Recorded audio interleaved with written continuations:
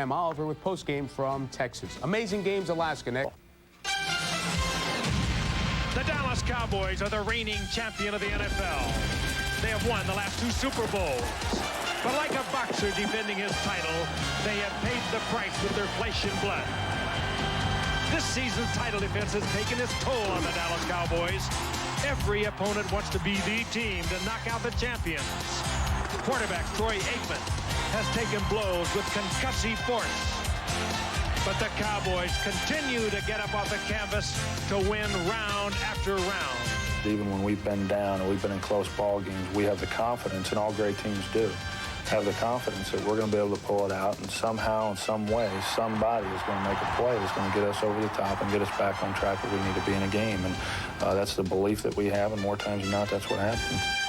The title belt is still in Dallas, but the pounding will continue tonight as the New York Giants stand in against the Dallas Cowboys on ABC's Monday Night Football.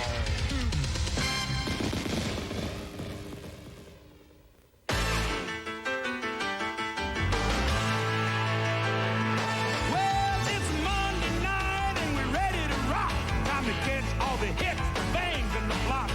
It's a Super Bowl season driving in full gear. ABC's big party in the 25th year. We gotta get ready. We gotta get right. The Cowboys and the Giants are coming on tonight. So get ready. I mean, get ready. Are you ready for some football? A Monday night party. We got Frank and Al and Dan. They're gonna get it kick-started.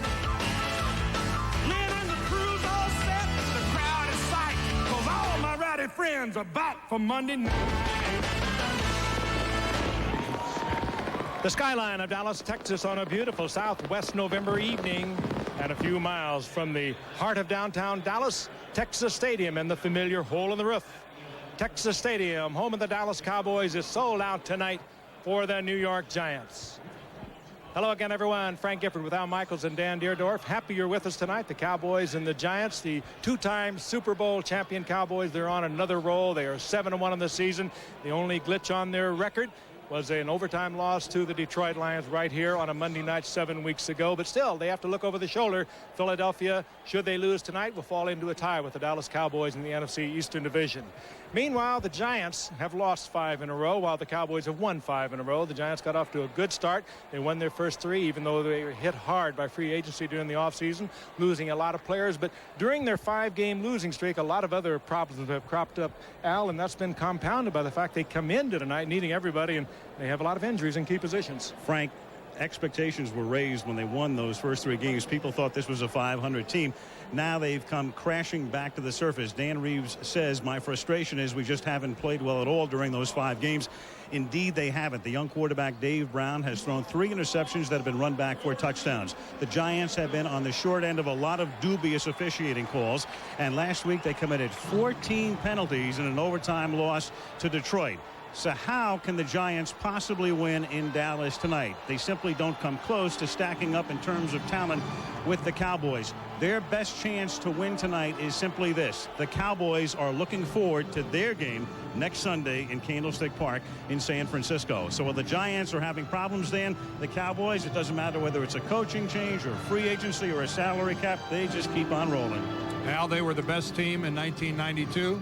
They were the best team in the National Football League in 1993, and at the halfway point of the 1994 season, they are still the best team in the National Football League. When you're trying to dominate, what you start off doing is trying to dominate your division. Well, the Cowboys tonight are going for their 12th consecutive win in the National Football Conference's Eastern Division, a very, very tough division. Look how they've dominated over the last 2.5 seasons, including the postseason and regular season. They are 38-8 in the last 2.5 years. I think you'd call that domination. Now let's look at the game tonight. Specifically, what is good news and bad news for the Giants? The good news would be that Jay Novacek isn't going to play. You can double up the outside receivers. The bad news, Emmitt Smith is 334 yards behind Barry Sanders. He desperately wants his 4th consecutive rushing title. And for more news, Dan, let's go down to the field. Lynn Swan has Giant wide receiver Mike Sherrard. Thank you, Mike. With the team's record 3-5, how important is it for this team to not just play well but make the big play? That's the thing I'm thinking about right now, doing my assignments and making the big play. That thing will take a lot of pressure off the quarterback and hopefully help us win. The last thing Dan Reeves told this team before you came out here? Said to have a lot of fun, do our assignments, and we got to come out with the victory. Thank you very much, Mike. Al, we're ready for some football. Okay, thank you, Swanee. It's tough to have a lot of fun in Dallas because not many teams have come in the visiting uniforms and had fun here since 1991. The Cowboys in 91, in the third year of the Jimmy Johnson reign, became one of the elite teams in the league. And then, of course, in 92 and 93, Super Bowl champions. Dave Megan drops back to receive the kick along with Thomas Lewis, the rookie. Chris Boniol to put it in the air. Flashbulbs popping at Texas Stadium, and the game is underway. Dave Meggett from the 10-yard line, and good Cowboy coverage as they stop Meggett up at the 22, a 12-yard run back. Brock Marion in there on the tackle. Dave Brown came out of Duke, played very sparingly in his first 2 seasons as a Giant. Then when Phil Simms was let go, Brown and Kent Graham battled for the number 1 spot. Brown won it. Hampton and Rashid in the backfield. Sherrard and Callaway are the wideouts, and Cross is the tight end. Up front, the Giants with Jumbo Elliott, William Roberts, and Brian Williams. Scott Davis replaces the injured Lance Smith and Doug Riesenberg. And from the 22-yard line, Brown throws a wobbly pass too high and off the fingertips of the fullback Rashid. And there is Lance Smith, who has played in 123 consecutive games, made 121 consecutive starts, each the longest streak in the NFL. That ends tonight. Tolbert, Maryland, Leon Lett, and Charles Haley, the front 4 for the Cowboys. Edwards, Jones really coming into his own. Smith is very fast. Smith and Brown are excellent corners.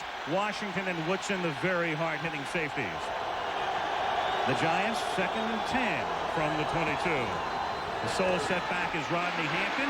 Nothing there, but he bounces off and turns no gain into a 6-yard pickup. Darren Smith with the tackle. It'll be 3rd down and 4.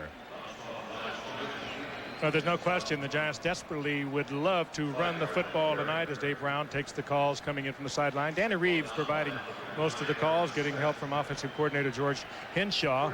And Reeves, make no mistake about it, he controls the offense. But the Giants are 28th and last in the National Football League on offense. They have rushed the ball 13th in the league, so they would like to get that going if they could tonight. 3rd and a long 4. Out of a split back set, Rashid stays in the block. Hampton is out into the pattern, and the pass is broken up. Robert Jones and Darren Smith had him double covered over the middle, and the Giants are 3 and out. Oh, so much speed defensively for this defense, Dan. They give up size for speed. Of course, there's a look at Barry Switzer, who took over from Jimmy Johnson, a much celebrated move by owner Jerry Jones. Dallas, defensively, they are so fast. Think you're open, and they close it down so quickly. Mike Horan to punt. Kevin Williams, the Cowboy run back specialist, returning punts and kickoffs, back to receive it. It is a 51-yard kick, and tremendous coverage as Willie Beeman gets down there to take care of Williams. So a great kick by Horan, and no run back. And the Cowboys are pinned back at their own 18-yard line. 51-yard kick and -3 on the return. Troy Aikman, 11 TDs, 5 interceptions in his 6th year. And sustaining a couple of concussions already in 1994. Smith and Johnston in the backfield. Harper and Irvin, the great wideouts. Galbraith for the injured Novacek at tight end. Tuanay, Newton, Stepnoski, Kennard, and the rookie Larry Allen in play. Eric was hurt in that auto accident a couple of weeks ago. And Emmitt Smith through the middle after the 26-yard line for a gain of close to 8. Carlton Bailey in on the tackle. The Giants now defensively. Mike Strahan is hurt, so they make a change up front with Hamilton, Fox, Howard, and Coleman Rudolph getting the start tonight at right end. Brooks is having a great year. Bailey in the middle and Corey Miller. The secondary has been porous. Raymond and Randolph the corners. Williams and Campbell are the safeties. Thomas Randolph, rookie out of Kansas State. 2nd and 2 from the 26, and they give it to Emmitt Smith again. He probes for that first down and gets it up to the 29-yard line. 1st and 10. Jarvis Williams with the tackle, and a little exchange there between Harper and Randolph. Well, I think what we're seeing right off the bat for the Dallas Cowboys is what we heard yesterday from their head coach, Barry Switzer. Asked him to talk about his club here at the midway point. What's one thing you'd like to do better? And he said, we have to get the ball to Emmitt Smith more. Emmitt is 334 yards coming into the game tonight behind Barry Sanders. And this guy, Barry Switzer, would like to see Emmitt Smith win that rushing title one more time. Emmitt Smith very much aware that Sanders only got 47 yards yesterday. They fake it to Smith. Look at that protection, and then the pass is incomplete, intended for the normally pretty sure-handed Darrell Johnston. I think Darrell Johnston was very surprised, probably almost as surprised as Aikman that he delivered the ball to him. Take a look at it once again. Aikman looking downfield. Johnston just is staying in to pick up a linebacker, and he slips the linebacker as Eric Howard puts the pressure on Aikman. But that's, if anything, is a hallmark of Aikman's career. It's that pass play right there. He will stand there and stand there and stand there and take that hit to get the pass away. He takes a pounding. 2nd and 10. Smith, big hole through the middle again, and he makes his way up to the 36-yard line. It'll be 3rd and 3. Bailey in on the hit for New York. I would not be the least bit surprised tonight, guys, to see Emmitt Smith get 26, 28, even 30 carries. And that means they will be controlling the ball on the ground. They feel that they can do that, even though they have been hurt a little bit on that offensive line with the loss of remember, right tackle. The last time these two teams played, last December, Emmitt carried it 32 times with a separated shoulder. Tremendous performance. The Cowboys won that one in overtime to win the division crown. 3rd and 3. Aikman looks the other way, and then wide open is Michael Irvin. And how many times have you seen Irvin that wide open? I mean, he is a magnet, but somehow he got free over the middle and picks up the first down. Well, if you give any quarterback of certainly Aikman's stature that kind of time, they're going to look around and find a receiver. There was no pressure whatsoever on him. He was just standing back there. Irvin worked all over the field. Look at the time he has. A lot of protection. That's redefining, though, a soft zone. That is redefining the zone. They better tighten that baby up or they're in trouble. These guys, Harper and Irvin, too good to allow to be that wide open. Now out of the eye, they give it to Smith. He tries the right side, gets across the 50, takes the ball into Giant territory to the 49-yard line. He is stopped there by Corey Miller. And once again, the ball goes to Emmitt Smith. As Dan said, we're going to see a lot of him tonight. And the more and better he does running the football, the easier it's going to be for the Cowboys to throw the football. Cowboys have scored a touchdown on 5 of their 8 opening drives. On the other side, the Giants have not allowed a touchdown in their last 30 regular season games on an opponent's opening drive. 7th play of this drive coming on 2nd and 5. Aikman throws, and the catch is made. Good coverage by Bailey, but Scott Galbraith, who's taking the spot of the injured Jay Novacek, makes the catch at the 44, and that should be a first down. Novacek is hurt. He can hold on kicks, but he will not play tight end. And I guess Galbraith now has his quotient of catches. Barry Switzer said that for tonight's game he was going to have one more catch than a dead man. Well, he's had 3 for the season. He's been controlled rather well. I've been trying to figure out the meaning of that. Well, he now has one more than a dead man. See, the Giants are covering Galbraith, the linebacker. You can't do that to Novacek, and it makes a big difference with Novacek out of there. Toss. Emmitt to the short side of the field, and he's run out of bounds after a gain of 4 at the 40-yard line. Jesse Campbell with the tackle. Probably the man they miss most, the Giants, is Phillippe Sparks, who is out with a groin pull, and that means that Corey Raymond, ordinarily the right cornerback, has moved over to the left side. The rookie Thomas Randolph has come up on the right side. Now Randolph is 5'9". He's going to be lined up many times tonight against the 6'3" Alvin Harper. And if you follow this game, you know that Harper can go up and get it. And not only is he a rookie, as you mentioned, Frank, he's also battling a turf toe problem. So he's young, he's hurt, and he's going against some of the very best. Not a great troika there. Galbraith in motion on 2nd and 6. The fake. Aikman under pressure, and before the screen can be set up properly, Michael Brooks is the man who broke that play up. Great rush, put the pressure on Aikman, forced him to release too early. Brooks has had an outstanding year. He is a Pro Bowl caliber linebacker, came with Dan Reeves from Denver. They tried him in middle linebacker early in the year. That didn't work out. They moved him to the outside, and he's had an outstanding year. And this is good pressure. He gets away from Stepnoski, the center, who tried to pick him up and forces Aikman to throw the errant pass. Like all blitzes, timing is such a big part of it, and that was timed perfectly by Brooks. Smith tried to trip him, but didn't get enough of him. 3rd down and 6 at the 40-yard line. No score. 9:20 remaining in the first quarter. Deep drop. Aikman throws. Open man is Irvin, but he's tackled before he can get the first down. He's 2 yards shy. Good tackle by Thomas Randolph to make sure he didn't get away. Boy, and that's a good job by Randolph, who's locked up with Irvin. Chases him all the way across the formation and makes the play. A decision for Barry Switzer as to whether to go for it or not, and they are not. So you look at Randolph there in the trail position and then comes up and makes a strong tackle against a much bigger man. If Randolph plays like that the rest of the night, Frank, he'll be just fine. And he hopes it's all underneath like this all day. Yeah. That's quality work there by Thomas Randolph, the rookie from Kansas State. On 4th and 2, John Jett in to kick. And he floats it down into the corner. And Brock Marion gets down there at the 1-yard line. The ball is loose. Boy, it's a shame the Giants gave up on that in their coverage, because that was a full-blown fumble. Looks like Kenny Gant is hurt and down on the field, but that was a free football. And they'll take it at the 1.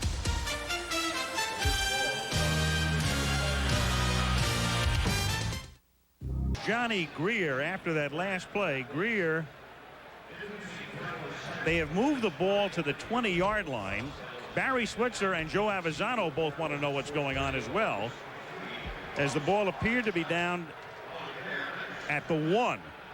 And it stayed at the 1 almost to the end of the commercial. Take a look. Now it's out at the 20.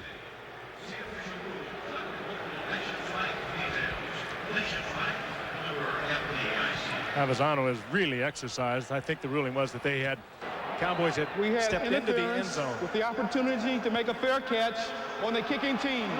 It's 15 yards from the spot of the foul. First down. What? Well, that wasn't too apparent. Interference with the opportunity to make a fair catch. So the ball comes out to the 20-yard line, and the Giants take it there. And Rodney Hampton takes it out to the 23. He acted like that was one New York Giant and one Dallas Cowboy going for that football. Those, both wearing blue, I guess. Those were two Dallas Cowboys hitting each other down there trying to get the football. And he was right about the interference. It was a little crowded.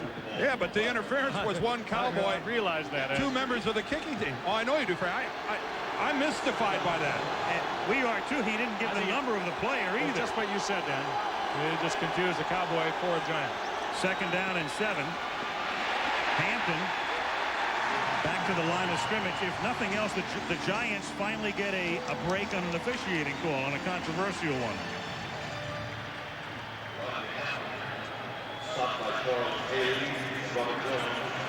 So it'll be 3rd down and 7 at the 23-yard line. Arthur Marshall comes in offensively for the Giants. He's been a big man, even though he's only caught a few passes. He's been a big man on 3rd down. He came also with Dan Reeves from Denver. There he is. And he liked him on 3rd down. Dave Maggott works well out of the backfield on 3rd down. No score. 7:15 to play in the opening quarter. 3rd and 7. Brown chased out of the pocket, looking, seeking that first down, and has it, and slides to a stop at the 32-yard line. Fine move by Dave Brown, who has a real bad turf toe. He plays in a lot of pain. Now, this was earlier on that. Let's go back and take a look at this. I think we're saying that it's going to happen right over here. Let's take a look at this.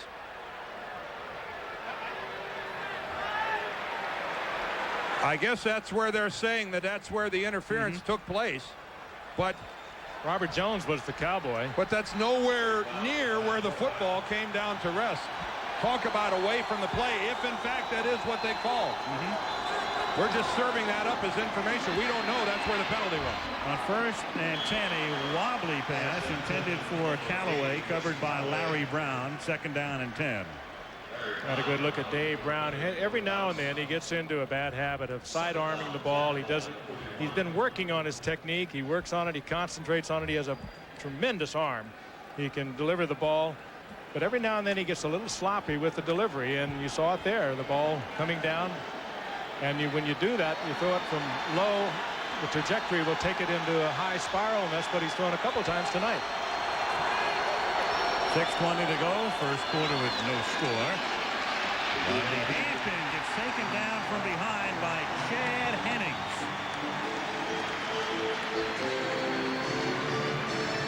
Cowboys so tough to run against, going east and west.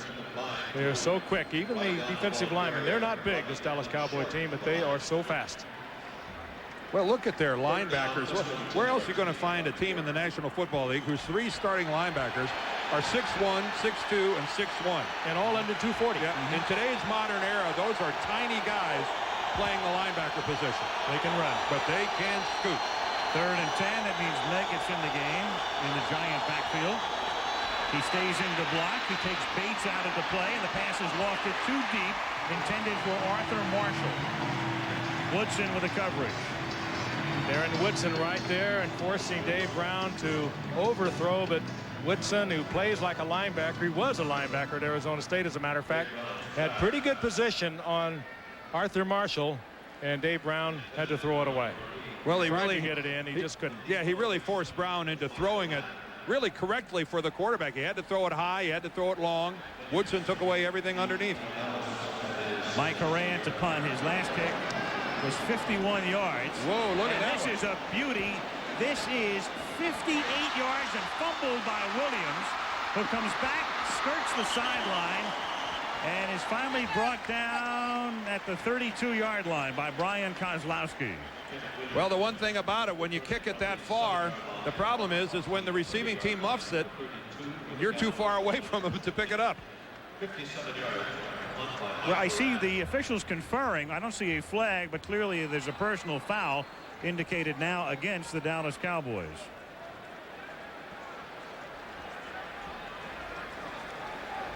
Where this happened on the field, I don't have an idea. I don't.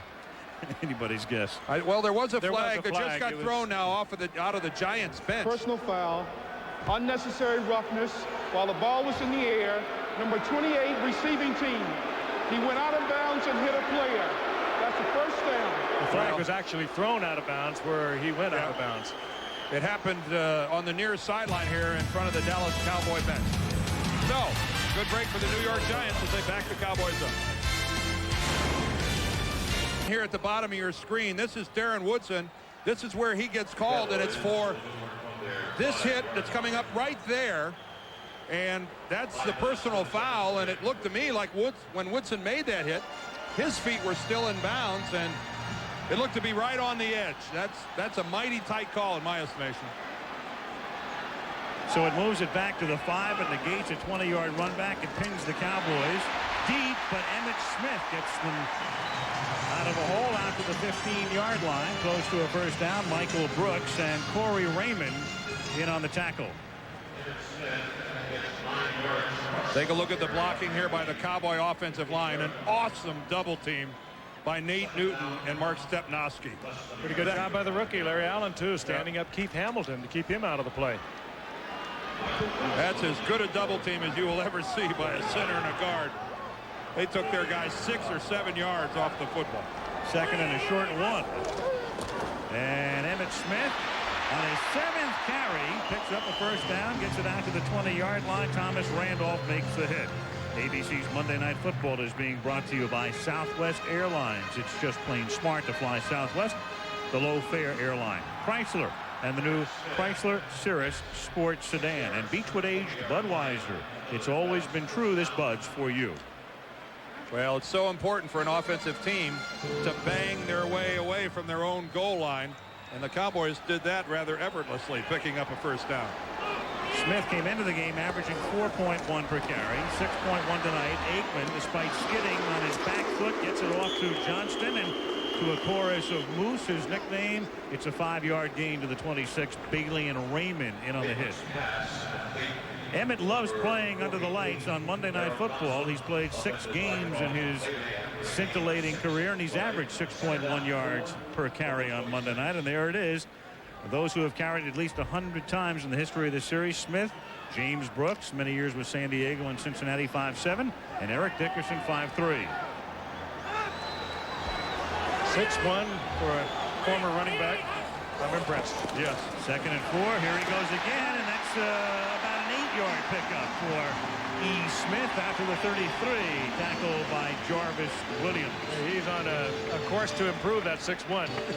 Don's having a difficult time up front. What a great block by Nate Newton. Nate Newton's kind of nurturing a bad angle, but watch, he comes around the corner. Nate Newton, and that's Newton right there, who gets right inside on Carlton Bailey and eradicates him. Newton, the all-pro left guard, playing hurt but playing well. 1st and 10, Dallas at the 34. Still no score. 2:45 to go in the quarter. Toss to Emmitt Smith, and this time he is corralled and tackled for no gain. Coleman Rudolph, playing for the injured Mike Strahan, makes the stop. Rudolph, a former Jet, picked up after the season began on waivers. Rudolph's father, Jack, was a roommate of Dan's brother at Georgia Tech. And Dan's kind of followed his career, and his brother Jack played at Miami, and they kind of kept track of each other. And actually, the Giants wanted to draft Rudolph. There's Strahan right there. He's got he's replaced. Got a pair of sacks on the season, and boy, when you've lost 5 in a row, you just can't afford to have very many of your starters sitting over on the sidelines. But tonight, the Giants unfortunately have 3. On 2nd and 10, Aikman with a familiar deep drop, and then bullet pass to Irvin, and somehow he escapes, but that escape costs him about 5 yards as he's corralled finally back on the other side of the 50 at the 49. I know one thing, the Giants acted like that was Herman Moore, and they had a second shot at him. Randolph again locked up with one of the toughest receivers ever to play this game, to play man for man, Michael Irvin. Over in the left side, Aikman looks off Randolph a little bit. He hesitated for a moment, and Irving was there. It's a 15-yard gain. Cowboys at their own 49, 1st and 10. A little dump off now to the safety valve, Emmitt Smith, and he takes it across the 50 to the Giant 47, a gain of 4. 1:31 to go, first quarter. No score. Al touched on it earlier. So much concern about Troy Aikman and the problems he's had. Of course, he had the concussion in the championship game a year ago, the NFC championship game. He doesn't remember that game. And of course, here in Dallas, they remember Roger Staubach, who retired before his career was really over, mainly because he started getting more frequent concussions. And so there's a lot of concern. And Troy Aikman has helped us focus on that concern. 2nd and 6. Smith picking and threading and moves to the 39 as only he can do behind a Darrell Johnston block and a first down. I guess you could call that a good lead block by a fullback. He's really blossomed into one heck of a receiver, but he got into this league by lead blocks like this. Here he comes right at you. He comes around the block by Kennard, and then look at the perfect positioning as he gets into Michael Brooks right below the waist and puts him down on the ground. When you can take a Pro Bowl linebacker out, knock him off his feet, you're doing a good job as a running back. Well, Frank's blocking. You know, he hit him in exactly the right spot. Right below the belt, mid-thigh, put him down. 9th play of this drive, and the pass is caught at the 22-yard line by Michael Irvin, and that's a first down on an 18-yard pickup. So the quarter will end in the quarter. Dallas with 119 total yards, and the Giants with 15. But the score is 0-0. And Monday Night Football returns after this message and a word from our ABC station.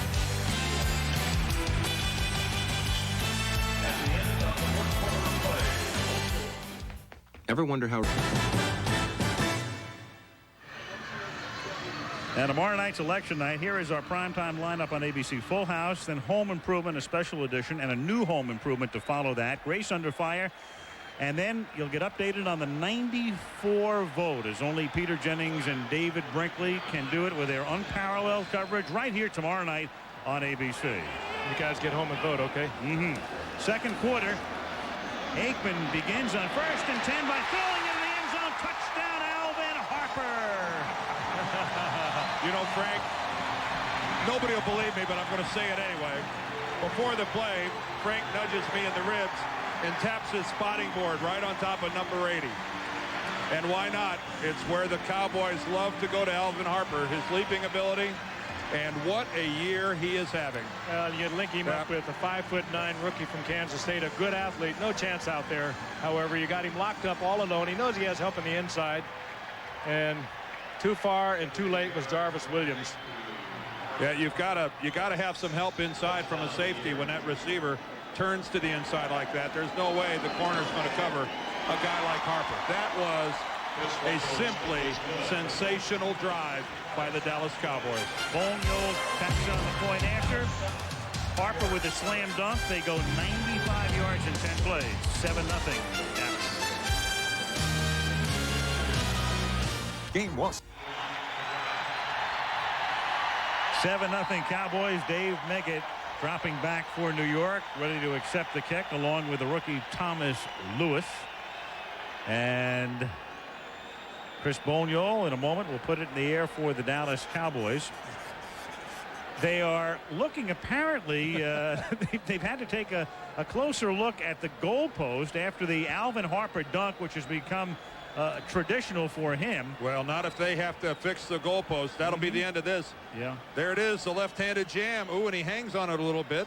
It's not a breakaway goalpost, so it's not a very sturdy goalpost if that hurt it. If Alvin did that, imagine what Shaquille would do to it. Look, it is a little crooked. Look at that. Oh no. I mean, line it up with the hash marks and you can see that it's a little askew. You're right. As looking at it from out in the field, it's lower on the right side than it is on the left. Hope somebody doesn't miss one close to the left. Well, maybe if he scores another touchdown, he'll have the presence of mind to do it on the other side. Bonio sends it down to Meggett at the 3-yard line. And David returns it to the 23. And the Giants will begin their next drive from that spot. And to the opening of the NBA season.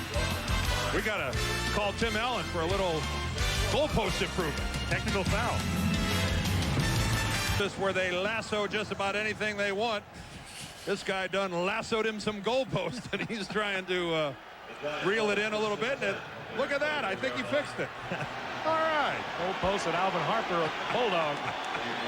The Giants now with Hampton going nowhere. He's stopped back at the 21. That's a 2-yard loss, so make it a 3-yard loss. The Cowboys have now gained 141 yards in the game, and the Giants 12, and Brown has yet to complete a pass. He's over 4. What's important for the Giants now, Frank, is that last drive by Dallas. They only get 7 points for it, but that's really a 14-point drive psychologically. I was going to say it helps the defense. It helps everybody in the organization right up to Jerry Jones. That was a great drive. It's a backbreaker. The Giants have got to focus now.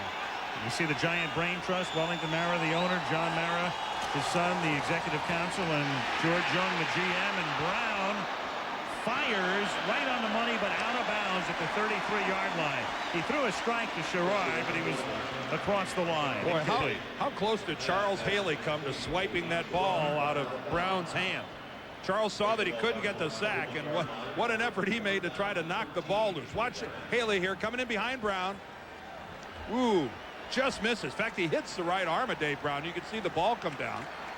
You know, that'll just go into the play-by-play as an incompleted pass, but Charles Haley, I think, gets an assist there. His 30th pressure of the season. 3rd and 13 from the 21-yard line. And Brown, despite like a 3.5-man rush, still goes down. Chad Hennings drops him, and Brown is now 0 for 6.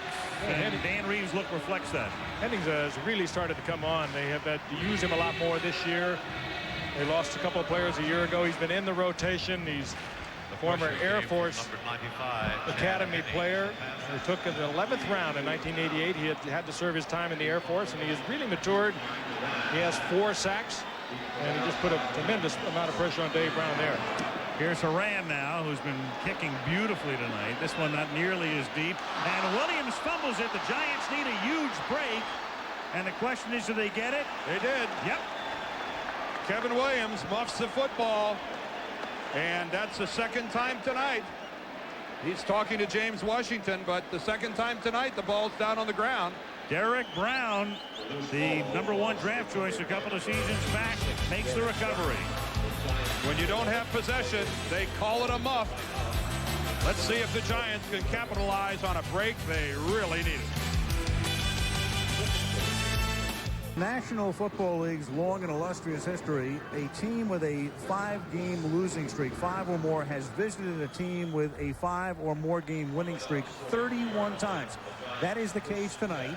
And what's happened? In every one of those games, the team with the winning streak won the game. Oh my God, I hate it when you keep me in suspense like that. In every game. So it augurs well for the Cowboys as Brown throws.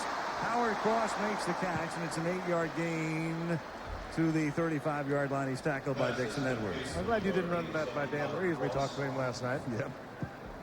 How many guys you see make a tackle when they're already flat on their back? Dixon Edwards is flat on his back on the field and ends up making the tackle there. That's pretty good work. Never say die there, Dixon. That is Dave Brown's first completion of the game. He's 1 for 7. 13-10 to go in the half. 7-0 Cowboys. Sherrard in motion. It's 2nd and 2. Rodney Hampton. Leon Lett, to a first down. one more time, as he has done all season, makes a hit in the backfield. He didn't make the tackle that time, but Leon Lett has become such a complete defensive tackle, not only in his ability to rush to the quarterback, but even better the way he plays run. Watch the lower left. Here comes Leon, takes a big inside move on William Roberts, but still has the athleticism to come back and force Rodney Hampton to the outside. Lett has become a fine Pro Bowl type defensive tackle. 3rd down, short 1 at the 33. They need about a half a yard, and Brown burrows for it as he takes it to the 31. First down, Giants. AFC matchup, and a good one and an important one next Monday night, because Buffalo was upset yesterday by the Jets. And so the Bills are now 2 games back of Miami, trying to hang on in the AFC East against the Steelers, who trail the Browns by a game in the AFC Central. Good matchup, Pittsburgh next Monday, Bills-Steelers. Big first down for the Giants. Turnover by the Cowboys. They must get some points out of this. Good athletic quarterback. He's 6'5", 225 pounds. Let him bullet for the first down. You looked into the eyes of Hampton. Brown going for the end zone for Sherrard. He can't hold on. He was covered by Larry Brown. Pretty good coverage by Larry Brown on Sherrard on a pass that might have been caught. And Dave Brown laid it up there perfectly. That had a little ice on it, but I mean, he threw this ball awfully high, but laid it in there perfectly. Could have been caught. Would have been a good catch. They were all over Sherrard, but nobody touched it, and it was right in his hands. Sherrard, who began his career as a Cowboy in '86. In fact, he was the #1 draft choice, and there's no play as Chad Hennings comes across the line, and the whistle sounds. Johnny Greer will announce it. Well, there was contact. Hennings came across, and there was contact, so it's no play. Boy, when you're on a losing streak, Encroachment, defense. those are the types of plays that teams that have lost 5 in a row look back on, Frank, and realize when it's all said and done, that's the difference between winning some games and losing some games. How many times do you look back? Well, when you're on the road, you're playing the world champions. All week long you work on that play, and then it works to perfection during the course of the game, right up to the point where the ball is not caught for a touchdown. 2nd and 5 at the 27-yard line. 11:37 to go in the half. 7-0 Cowboys. 4-man rush. Good throw by Brown.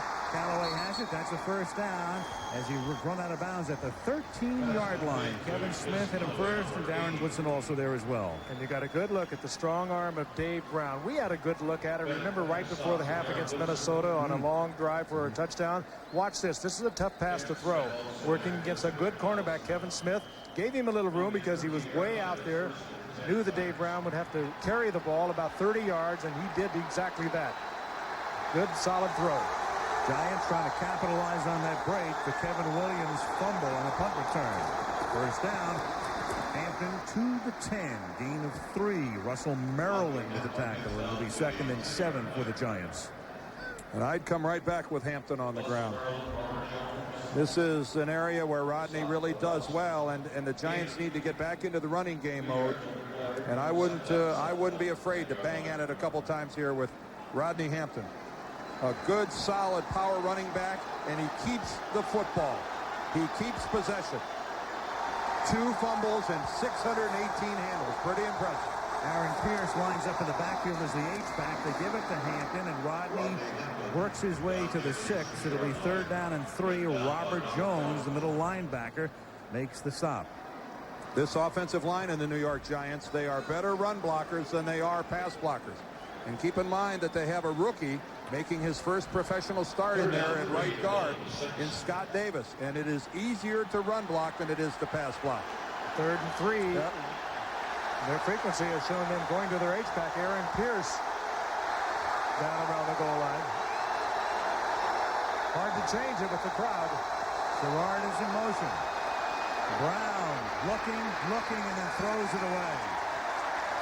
And Maryland drops Brown. And a flag is down.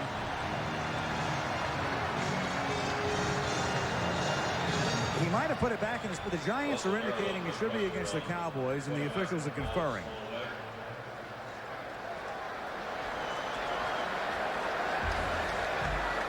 The side judge. There is no infraction on the play. Well, Dean looked, the side judge, threw the flag and then said there's no infraction. Well, you bang 3 yards on first down. You bang it in there for 4 yards on second down, and then you pass it on 3rd and 3, and now you end up having to go for a field goal. I would have been inclined, I'm in the booth, but I would have been inclined to keep Rodney Hampton on the ground. And even if you end up with a 4th and 1, you're still in a position to go for it again. What the heck, you've lost 5 in a row. Now you've got a 23-yard field goal attempt for David Treadwell. Ken Graham will spot it at the 13. And that one is just good. Turn that one into an adventure. Could have gotten 7, barely settled for 3. Could have gotten 7 right here with Gerard. Right off the fingertips. And as Dan said, one that he'll think about for a long time.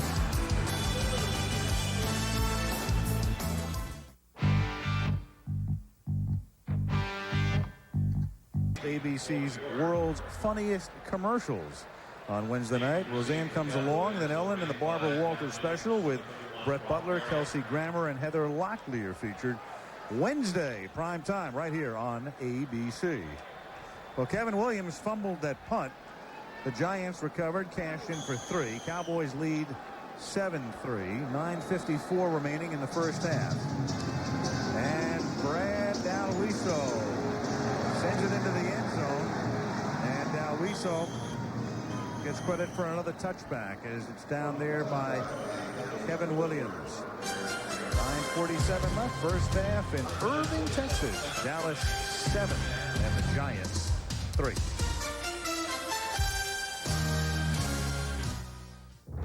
In the half, the Cowboys on top 7-3, and they have the ball. You know, Barry Switzer said something very interesting, I thought, at the beginning of the year. He said, I'm the one who had to make the adjustment. It's easier for one guy to make the adjustment for 50 than 50 for one. So far, so good. I like what he said to us last night. We asked him, any surprises halfway through the season? He said, yeah, we're not undefeated. Yeah, their only loss was in overtime. Here's Emmitt Smith picking up about 4. He also said something I thought was very interesting. We asked him to assess his team and where they were here at the halfway mark.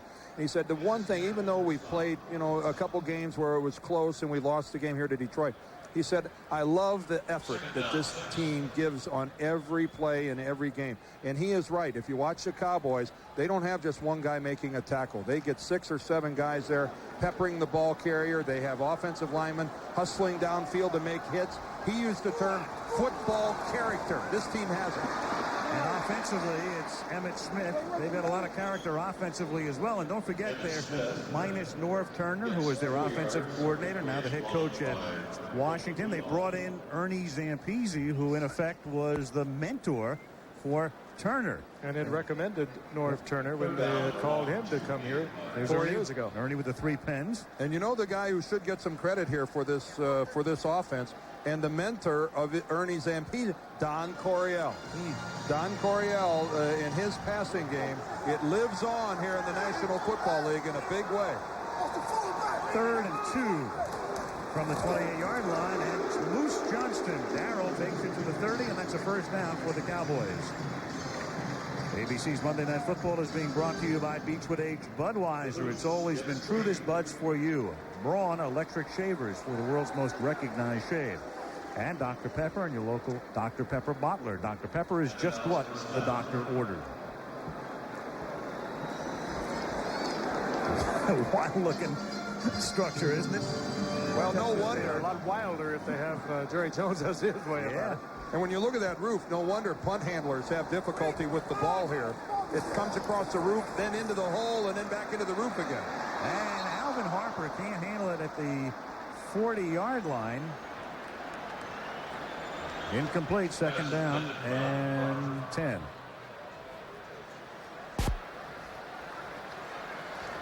Alvin Harper up at the top, a little limp. He almost favoring that left foot, it looks like. This ball is one that should have been caught. Not that difficult. A little behind him, but we noticed before the play, our producer Kenny Wolf actually picked it up, that he was limping coming out of the huddle. And wonder if that ball was behind him because he rounded off his pattern, not able to plant. Could well have been. 2nd and 10. Williams in motion. And Emmitt Smith gets banged down after he picks up about 3. Michael Brooks hammers into the AstroTurf. It'll be 3rd down. Well, if everybody on the New York Giant team was playing the way Michael Brooks has played so far in this ball game, they'd be ahead. He has really played a fine ball game up to this point. Of course, it's nothing new. He's been playing good football for a long time, whether at Mile High Stadium or at the Meadowlands. He came with Dan Reeves. Spent his first 4 years with Dan in Denver, then came over as a free agent. 3rd down and 8 from the 33. 7:12 to go in the half. Aikman, look at that block. Flushed out, room to roam, and takes it out to the 41. That's a first down. Oh boy, and this crowd was holding their collective breath. They knew that Aikman, what a competitor he is. He was not going to hook slide that. He was not going to save the body. He knew where he had to go to get the first down, and that's exactly what he did. The Giants come with the blitz inside. Jesse Armstead tries to blitz to the inside, gets stuffed at the line of scrimmage. Look at this, though. Look at the time that Aikman has to survey the field. He doesn't come out of there till 5 or 6 seconds, and you're right, Frank. You could hear the air go out of this place. That's nobody who likes the Dallas Cowboys wants to see this guy on the run. But he won't stop. From the 42-yard line. Troy, a ton of time, throws, and the catch is made at the 39-yard line by Michael Irvin. He found the open space again, first down at the New York 39. Giants laying way back in a 2-deep zone, and Irvin and Harper are deadly against that. They read it so well, along with quarterback Troy Aikman. And Irvin just takes it upfield, slides in behind the linebacker, finds the open gap, big pickup. 19 yards. The whole purpose of that 2-deep zone is to come up and punish them after they catch it. These Dallas receivers are too big to punish. Fake, mini roll, backside screen, flag down. Darrell Johnston rumbles inside the 20 to the 18-yard line. Flag down, 2 flags, in fact, 2 separate infractions, a flag at the 31 and 1 at the 14. Johnston crossing. Too many men on the field, number 1, against the Giants. What's the other one for, Johnny Greer? 12 men on the field. Defense, 65. First down. Boy, it's a good thing they didn't have 11. It had been 6. Might have been a touchdown. You're right. Very cagey of defensive coordinator Mike What a- Nolan. What a beautifully set up screen, though, by the Dallas Cowboys to the left side. Picture perfect. 11, 12, 13 guys. You think there's some domination going on here? Well, we have to assume both legs were the same infraction, even though they were thrown 17 yards apart at the 18-yard line. Emmitt Smith takes it inside the 15. He's tackled by Corey Whitmer with 5:05 to go in the first half. 7-3 Dallas. Cowboys move into that area where those big wide receivers just terrorize your cornerbacks. There's Mike Nolan. And I'm sure Mike Nolan and everybody in that giant defensive huddle is well aware of the fact that they are pressed right into a corner. This is a football team that can't afford to fall behind Dallas 14-3. They need a big play, and they need it badly. Movement. Play stoppage. Well, how many times have we said it? Like John Elway, Troy Aikman has a good hard count. He goes soft for a long period of time and then gets you into a situation like this where you want to pass rush, and he gives you that hard count, and here you come. False start. 73. Offense. He even got his own prior man. to the snap. Still second down. It's Larry Allen. He's the rookie out of Sonoma State, small school in Northern California's wine country, taking the place of Eric Williams, who was badly hurt in that auto accident a couple of weeks ago. And he's filling the shoes of probably the best right tackle in the National Football League, in Eric Williams. Take a look at the accuracy of Troy Aikman as he moves down the field. And in the red zone, 69% accuracy. He gets better as he gets closer to the promised land. In direct contrast to the rest of the league, Moose Johnston seeks that first down and has it at about the 7-yard line. Yeah, that statistic we just showed you is really remarkable when you consider how much more difficult it is to pass down there as the field gets smaller as you go. His two outside men really helping too. And Michael Irvin and Alvin Harper with Jay Novacek in the game. What an awesome threesome they are. And watch Johnson. Throw this guy in there too, Frank. He just looks for a blue jersey to hammer. He knows he's going to get the first down, but he loves to run into people. Johnston is a very dangerous receiver on this team as well. There's Irvin lined up to the left. First and goal at the 6. This is the 11th play of the drive, and it's Emmitt Smith who tripped and gets to the 3-yard line. Oh, he just slipped looking for that cut. I think you got a good look at it. What he saw, he wanted to plant that right foot, slash it back. He would have been in the end zone, only he slipped. I think he saw a real good shot at it. Take a quick look again. He sees a little gap. He tries to take it back right through that little hole there. Loses his footing behind the block of Nate Newton. Yeah, he almost ran into Newton. I think that was what caused him to make that, I think, maybe a little more severe move back to the inside than he wanted to. He found himself crawling right up the back of Nate Newton. And what a sizable back that is. Dallas takes a timeout. Second and goal at the 3. 3:13 left in the half. Cowboys by 4. Ready? Are the Bills overdue? A big bang's coming Monday night. We need to.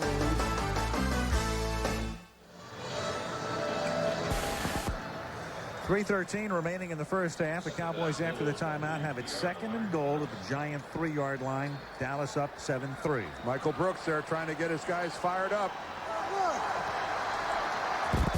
Cowboys come up in the I. Johnston is the fullback. Smith the tailback. Irvin left, Harper right. Emmitt.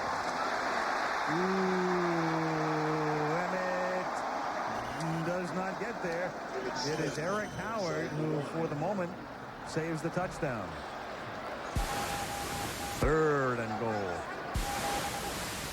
Pretty good job by Eric Howard, who stood right in there, and then the entire Giant defense comes in there and all gets a shoulder on it.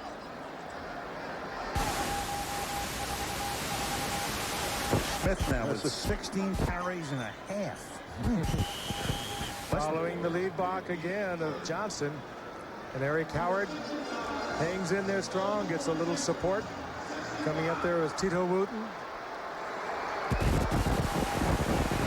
22 will go again. Third and goal, and there he goes for his 10th rushing touchdown of the season.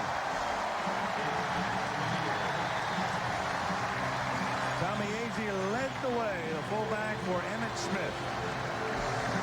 17 carries tonight for E. Smith. And the Cowboys go 80 yards in 13 plays. Jim Brown is the other player in NFL history with 10 or more TDs in each of his first 5 seasons.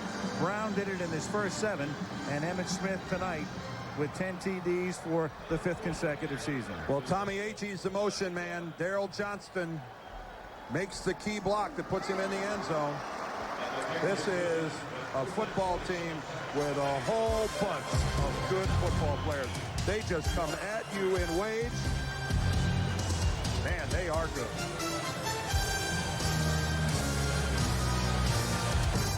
Working the sidelines. Dave Meggett back to return the kick. Chris Boniol, who tacked on the 14th point. Dallas leading 14-3. Sends this one down to the 4-yard line. And this is Thomas Lewis, first-round draft choice out of Indiana. And after a nice little hesitation move, he takes it out to the 38-yard line. Darren Woodson runs him out of bounds. It's a 34-yard run back. Well, tomorrow night is election night, and ABC's primetime lineup features Full House, Home Improvement, then a brand new Home Improvement follows that. Grace Under Fire with Brett Butler, and the 94 vote with the unparalleled combo of Peter Jennings and David Brinkley, bringing you right up to date on election night tomorrow right here on ABC. I am delighted tomorrow night is here. An interesting election, but after tomorrow, no more election commercials for a while. That's it. We all need a break. From the 38-yard line, Brown. His pass is not handled. He didn't control it in bounds. Chris Callaway did not. Nor did he argue it either. Chris Callaway knew he did not have control. The official standing right there. Good move by Callaway. Good timing by Dave Brown. You can see for yourself he never did control it. Official right on top of the case. 2nd and 10 at the 38. And Leon Lett takes care of Dave Brown. Well, we watched him earlier tonight. Formidable against the run. He can do it all. Well, what really hurting the Giants here is this is really just a 3-man rush. And it's the second time that they've dropped Dave Brown out of just a 3-man rush. They've got their 4 linemen up front, but take a look at Russell Maryland, 67. He falls off. This is just 3 guys coming after your quarterback, 8 guys back in coverage, and you still drop your quarterback. That's a sign of a real good defensive team that's able to pull that off. 3rd and 15 at the 33-yard line. No play. No play because the 2-minute warning had come up before the snap. So when we come back, the Giants have a 3rd and 15 facing them, and the Cowboys up by 11.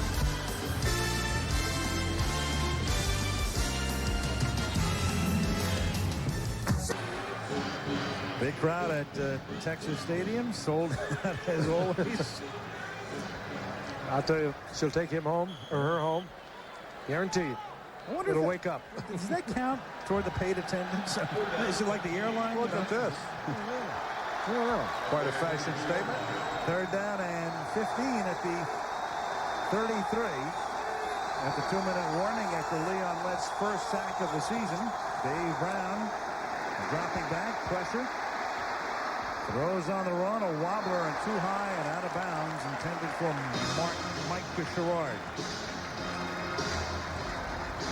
4th down.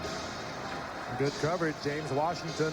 Both these safeties for Dallas is so good against the run, Washington and Woodson, but they also can offer good coverage back there. That time Washington just took the receiver out of it, and Dave Brown had to throw it away. And Washington, of course, so memorable of last year's Super Bowl with the great play, the touchdown on the fumble. But those 2 safeties, Woodson and Washington, are tough. Haran to kick. Kevin Williams to return it. Fair catch is called for. 42-yard kick. Kevin Williams hauls it in at the 25-yard line, and so Aikman will go to work with 1:46 and 2 timeouts at his disposal. Well, you wouldn't be watching this game if you didn't realize that 1:46 for Troy Aikman and the tools at his disposal, along with a couple of timeouts, is more than enough for the Cowboys to add to their lead. Beautiful shot there of Texas Stadium here in Irving. Jerry Jones has his way. Yep. Well, that shot will be history someday. This place will look more like Azteca Stadium in Mexico City than it will. Going to go up and with it and down with it and close it up. Panels opening and closing. I believe the up, down, all around applies. We'll talk about that in detail in the second half as Emmitt Smith goes nowhere. He wants to increase the capacity here, does Jerry Jones, to 105,000. Theme park, a memorabilia, Cowboys memorabilia area. Guy acts like he's got a pretty good ball club here. So. Yeah. Second and 10. Here's Aikman, dumps it off underneath.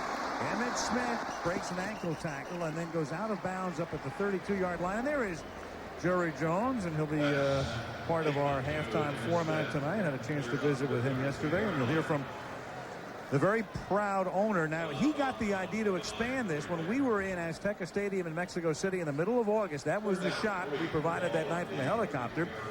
And he wants to literally raise the roof here at Texas Stadium and add 40,000 seats in an upper deck. And there it is, Texas Stadium. And by 1999, if he has his way, they'll have 105,000 seats in here. On 3rd and 3, it's Emmitt Smith, and he's tackled before he can get the first down by Jesse Campbell. But because of the forward progress rule, the clock still runs. He's ruled inbounds, and now the Giants take a timeout. So it'll be 4th and 1. Timeout New York with 1:08 remaining in the opening half. And who knows what this franchise is worth right now.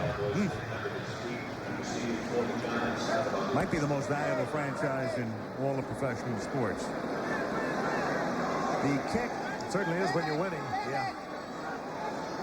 John Jett to kick. Dave Megan has run back 6 punts in his illustrious career for touchdowns, but this one will be fair caught. That's a beautiful kick as Jett not only kicked it deep, but pinned Megan near the sideline at the 18, a 48-yard boot. Beauty. There's Mike Nolan, the defensive coordinator, who we misidentified a short while ago. He's up in the upstairs in the booth. His dad was with him a moment ago. Dick Nolan, the former Giant player, teammate of mine, and the Dallas Cowboys scout, the former head coach in the league. But Mike Nolan, who many think will move along in his career and become a head coach. He's a capable young man. He's trying to get a head start down to the locker room here while the offense has the ball. He better hope the offense doesn't turn it over. You'll see a guy sprinting back to his position there. I knew that little guy when he was growing up in Yankee Stadium. His dad used to bring him to practice. When I bring my son Jeff, boy, they used to really play tough. Giants at the 18. They have all 3 timeouts. Brown and Megan drops it. Megan over the middle. Simply dropped it. Second down. Giants have 2 timeouts left. They took one on the 4th and 1 defensively. Dave Brown. Remember, he came out of Duke early. Went into the supplemental draft. He's 2 for 13, and then he sat on the bench for 2 years. Would have sat on the bench again this year had Phil Simms come back. Keep in mind those numbers. They're against the #1 pass defensive team in the National Football League. They have only allowed 165 yards a game passing, and it looks like they're about to reduce that number. 2nd and 10. Just tremendous pressure. They never blitz. They never have to. They just keep on coming. It's Fulbert and Chad Hennings. You know, they get their coverage downfield, too. There was time to dump it off, but no underneath man to dump it off, too. They're trying to go up topside down, and just good coverage. Keep in mind, again, that pocket is collapsing with only a 3-man rush. Again, the Cowboys only rushed 3 guys and put Dave Brown on the ground. And now Dallas, thinking he will get the ball back, takes some time out. Dave Brown has been sacked 27 times now this season. He may be young and inexperienced, maybe picks the wrong receiver from time to time. He has made those mistakes, but he's not being protected either. No, when I knew, believe me, as a former offensive lineman, when you gave up a sack to only a 3-man rush, you had your dauber down about as far as it'll go. And the Giants tonight have given up 2, maybe even 3 sacks to only a legitimate 3-man rush. 3rd and 15. The Cowboys took that last time out to conserve time. They have 1 remaining. 46 ticks left on the clock. Oh, Brown has to dump it off to Meggett. He gets a block. He scoots out past the 20, gets banged down to the 23, but is considerably shy of the first down. And now Dallas takes a timeout again to stop the clock on 4th down. 34 seconds remain. Dallas does not have a timeout left. Yeah, those few yards may be precious ones for the Giants. The Cowboys taking these timeouts because they figured they had time to get the ball back into field goal range, or for that matter, get a deep one off to either Harper or Irvin. And you again see the pressure on Dave Brown. Sacked 27 times, but boy, how many times has he been hit this year?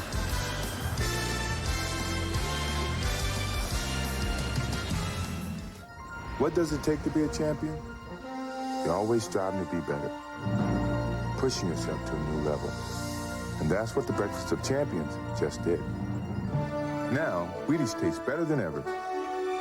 There's a better toasted wheat taste, bigger crunch, the new taste of Wheaties. The Breakfast of Champions just got better.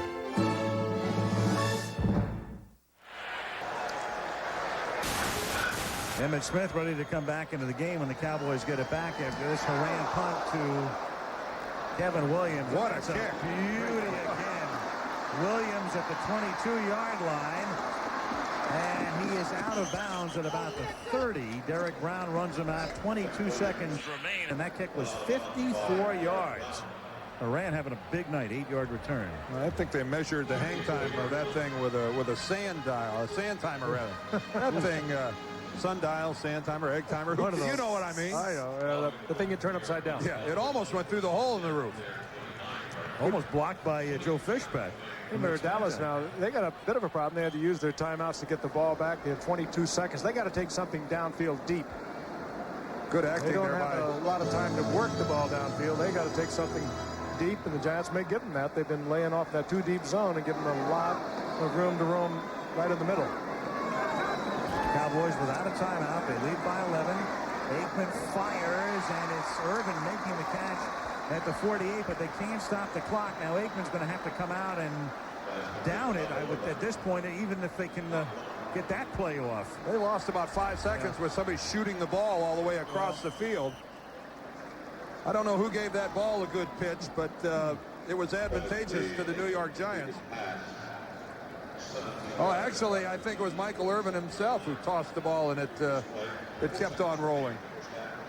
Took a carpet bounce, and it did cost the Cowboys a few seconds. And they almost got to throw this one up for looking for the penalty down around the end zone. Well, if you're going to toss one up in the air, I'd be looking towards Alvin Harper. Well, it's looking to the left-hand side. You've got trips. You've got Williams. You've got Irvin. You've got Harper. And you got Aikman throwing in that direction. It's a jump ball. And it's knocked down. And the Cowboys want a flag, and Irvin is screaming at the side judge. Jarvis Williams knocks it down. This is an exciting play. It's become a major part of football. We've got an injury. Obviously a dangerous one. Yeah, we've got a guy who's still down for the Giants in the end zone, I believe. All right, here's Harper, number 80. Harper is a high jumper out of Tennessee. He does get hit. 3. He really does get hit. He gets hit by number 29, Tito Wooten. He's gone to the locker room, so that takes care of that. So the half ends. In the half, Dallas outgains the Giants 252-45. Another look. The Cowboys going to the locker room up by 11. That's interference. And there's a fight on the field here before we go to a break, as all of a sudden this breaks out. Look out. Look at this. And you've got... Boy, and those Jarvis Williams was right in the middle of it. I know that. And there are a bunch of, I believe, high school cheerleaders down there getting ready to come onto the field. And I don't think this is quite what they expected to have happen right in front of them. And there's Charles Haley, the peacemaker. You would hope. Well, this isn't settled yet.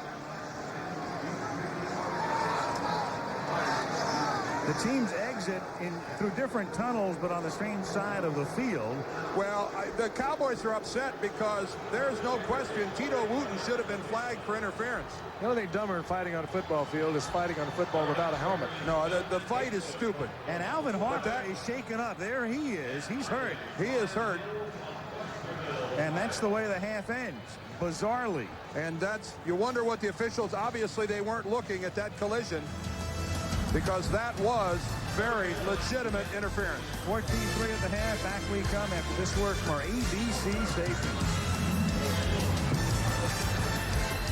Maker of the faster and roomier 1995 LS 400. From our New York studios, your host, Brent Musburger. Ugly, ugly way to end the first half, but if the officials had called interference, then the fight would not have broken out. The boys in the booth will have more on that story a little bit later. Now, despite the fact that the Cowboys changed coaches and Barry Switzer's on the sideline, they are still #1 in the NFL. And last night, Al had an opportunity to sit down with Cowboy owner Jerry Jones. Is there an extra sense of satisfaction for you to have made this incredible change, really unprecedented in a way, and especially so under those circumstances, and to have the team doing so well? Is there a part of you that says, I told you so? Well, there's a part of me that does feel good when we're 7-1. The biggest part of me, though, knows what we've got ahead of us for 8 ball games and what the odds are against actually getting to the Super Bowl. On the other hand, what I think this says at this particular point is that those players cause it to happen. That's where it's all done. That's where the challenge is. That's how you go, and that's how you compete for Super Bowls. Jimmy Johnson is a great coach. He could be good doing anything that he wanted to do. My point was, there's not just one that wears those kinds of shoes. There's a lot of people, if given the opportunity, could do a great job coaching the Dallas Cowboys. Jimmy Johnson didn't leave the Cowboys until the end of March, but when did you make the decision? When did you know Jimmy wasn't coming back? Really, the couple of years that we competed for the Super Bowl and won the Super Bowl, I knew that it was not long-term. Now, don't get me wrong. It means so much to so many people for the Cowboys to be winners that whether or not I was uncomfortable or not was not the issue. When I realized after the 93 season, when I realized that we were at a disadvantage, that rather than being back-to-back and having great synergy and great enthusiasm, that this Jimmy-Jerry thing could very well be a distraction. That's when I knew we had to make a change. Is it conceivable that at some point in the future, the coach of the Dallas Cowboys will be you? No, not at all. When I bought the Dallas Cowboys, I extended myself so much. I overreached. I resent it when people conveniently say, well, Jerry's role is to make money. Had I wanted to make money, I'd have run from the NFL and run from the Dallas Cowboys. The facts are I wanted to be here because I love football, love the chance to get to be a part of the future of the Cowboys and the NFL. But in order for this team, for me to make that investment, I had to run it. I had to be involved off of the field and make those decisions, or I wouldn't have invested the money. Now, I don't have to do that for this team to be successful, that is, coach this team. There's so many qualified people, much more so than I ever could be. My record in coaching will be 0-0 when they put the dirt over me, Al. Someone very close to Jimmy Johnson and who worked with him for a number of years said about 2 months ago, don't be surprised if Jimmy doesn't coach again. And I was totally taken aback. Do you believe that for a minute? Do you think there's a chance that Jimmy will never coach again? No, I'd be really surprised. I think that Jimmy loves coaching. He loves the challenges. And I think we'll see him, and I certainly think we'll see him in the NFL. He's got to figure out a way to get back at me. And the best way to do it is on the sideline dealing the Cowboys a loss. Brett, he is a man very much on top of the world right now. Jeff Lurie bought the Philadelphia Eagles for a record $185 million recently. I asked Jerry Jones yesterday, would you sell the Cowboys for $250 million? He said, no way. He's not in it for the money. Right now, Jerry Jones with the best team probably in the National Football League. Back to you, Brent. Al, we don't know what Peter Angelos might offer him. He's talking to everybody else about buying a team. We're going to come back and we'll hear from Peter King of Sports Illustrated. A couple of big stories going on around the league. Is there too much violence in the NFL? And how about the emergence of Warren Moon? Can he make it to the Super Bowl? Minnesota Viking fans are delighted with Warren Moon and the way he's growing more comfortable with the system, beating New Orleans with that pass late in the game in the Twin Cities. We welcome Peter King of Sports Illustrated. Peter, a lot of folks would be delighted to see Warren play in a Super Bowl. Brent, 8 months ago, the Minnesota Vikings had the worst quarterback situation in pro football. They were going to enter the season because they just lost Scott Mitchell to the Detroit Lions in the free agent sweepstakes, either with Sean Salisbury or Jim McMahon. And what happens? All the discord in Houston leads to Houston trading Warren Moon for a pittance, 3rd and 4th round draft picks. Warren Moon has played so well that right now the Vikings are the 3rd best team in pro football. Peter, I think the Cincinnati Bengals have a quarterback. The young man's name is Jeff Blake. He beat Seattle in overtime, threw for almost 400 yards. Why is he there? Bruce Coslett, when he was fired from the Jets, remembered Blake back there with the Jets, and when they turned him loose, he told Cincinnati, we got to get Jeff, and I don't think David Klingler is going to be playing much. Absolutely right. You know, Blake right now is the Gus Frerotte of November. What's happening right now is that Jeff Blake in New York became almost a student teacher of Bruce Coslett, learned his offense inside out, actually made up for Boomer Esiason every week a little crib cheat for audibles for the Jets games. And so he's a perfect guy to follow Bruce Coslett and know exactly what Bruce is thinking every step of the way. You know, Peter, we want to show a couple of nasty hits again yesterday. Tom Waddle of the Bears took this blow in Tampa Bay. Then I want you to watch Buffalo wide receiver Don Beebe over the middle. Knocked silly. He suffered a concussion. Waddle did not. Beebe plays, although his wife wants him to retire. Peter, isn't there too much violence in the National Football League right now? Not if you look at the officials. Right now, they've only called 4 more unnecessary roughness penalties this year versus last year. And the number of fines for fighting, although it's going to increase after that scene at the end of the first half, is the same as it was a year ago. When we go back to Dallas, we'll show you more of that ugly incident at the end of the first half. Lexus, maker of the 1995 ES300. Let others follow. We'll be back with the second half kickoff after this from our ABC stations. DJ's dating a guy named Viper on an all-new Full House. Called him an animal. He's the reason they invented restraining orders. Followed by a classic home improvement. Then it's an all-new home improvement. Now Jill's studying psychology. Boy, she is so boring. That's not what I said. I said sobering. America's favorite Tuesday. He was a hot-headed coach, but was he mad enough to commit murder? I could have killed him. Jimbo, I wouldn't be saying that. America's favorite lawyer, Matlock, Thursday on ABC. The sultry Cindy Crawford, the smoldering Richard Gere, Hollywood's sexiest and most confusing couple. One minute they're like newlyweds, the next they're seen half a world apart with other people. What's going on between this tempestuous twosome? If Richard doesn't change his behavior, they will definitely break up. The Odd Couple on the next Current Affair. Tuesday at 7 on WRTV6.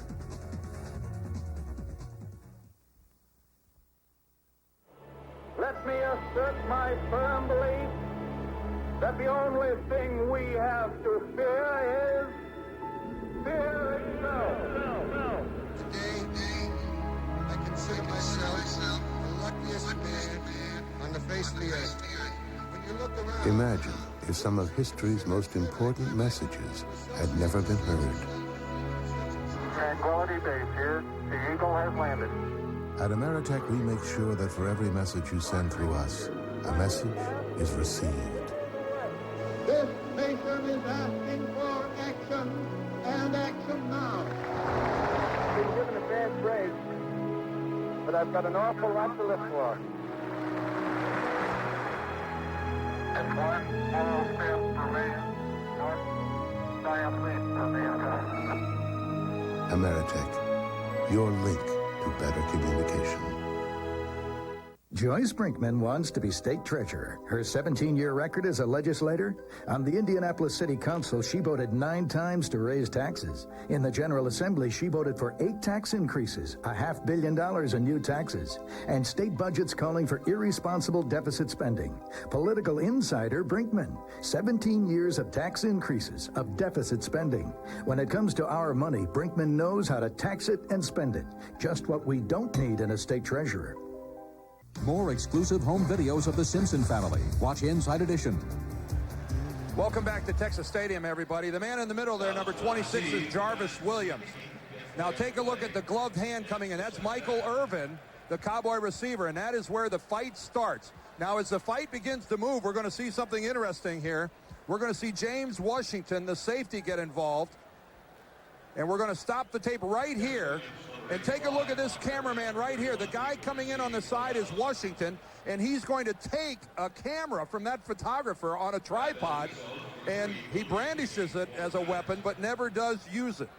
And that is the way the first half ended, with and the photographers actually taking a picture of James Washington. Now, the significant part of all this was that Alvin Harper was injured when he came down after being hit by Tito Wooten, and we'll look at that right after the kickoff. Here is the second half kickoff. Brad Dalviso sends it into the corner. Good kick. Kevin Williams at the 1. And he finds room up the sideline and is finally taken down by Corey Raymond. And the report now on Harper, as we'll take a look at him here. Sprained knee.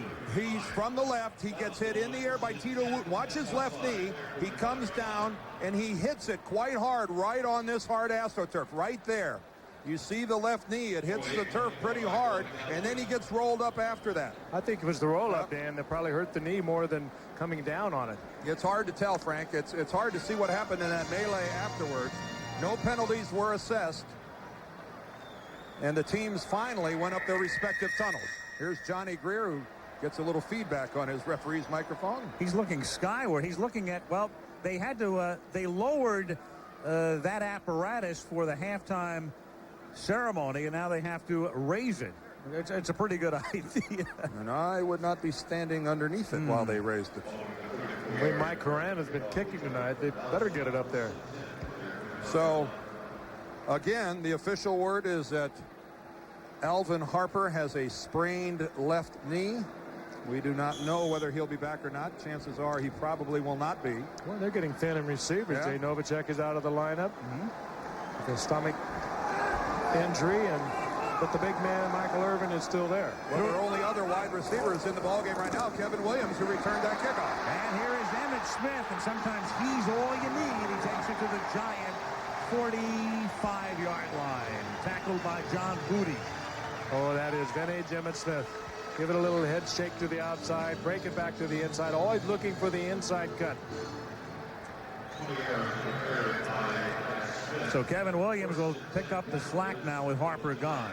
Getting a good block by Larry Allen, the rookie on the right side, against Keith Hamilton. Now watch this slash for about 3 or 4 more yards back to the inside. Dallas leading 14-3. 2 touchdown favorites coming in. And Emmitt Smith probes the middle and doesn't go very far. Eric Howard is there to help break it up. Smith picks up a couple. The Cowboys have a couple of youngsters at the wide receiver position, but they're inactive for tonight's game. Corey Fleming and Willie Jackson, 2 guys that are on the Cowboys roster but are normally inactive, as Barry Switzer chooses to dress only 3 receivers, Irvin, Harper, and Williams. Williams has played in their 3 wide receivers set. He only had 7 receptions coming into tonight.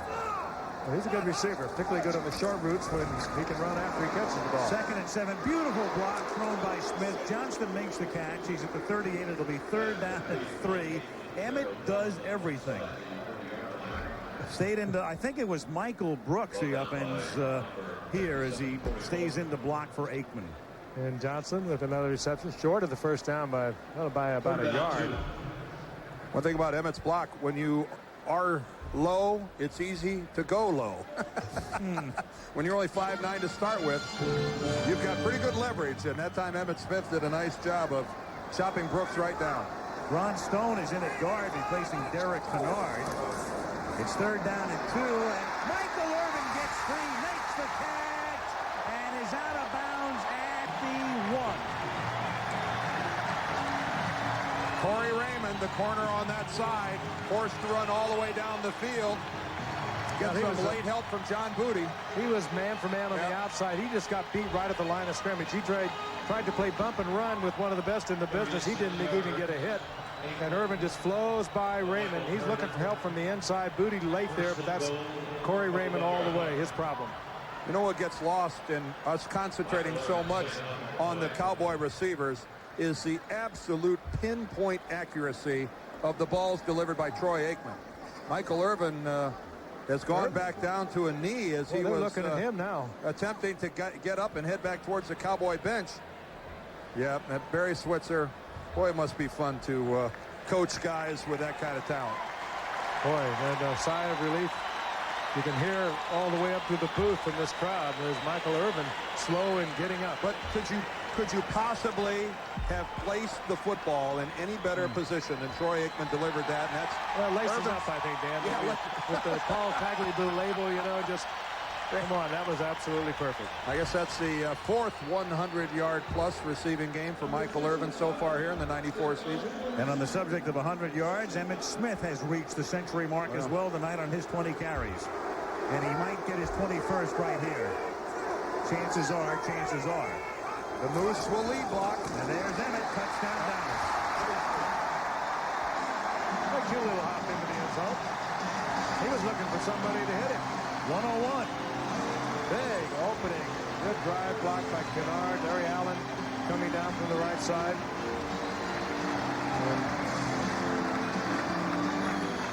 Dale Hellestray in there at the right guard position. Stepnowski at the center. The rookie Larry Allen. But, of course, the big lead block by Darrell Johnston. And that's about as easy as it gets for a running back. You could have taken that in. Yeah. Chris Monio to the point after. Irvin takes it to the 1. Emmitt brings it home. Dallas 21, New York 3.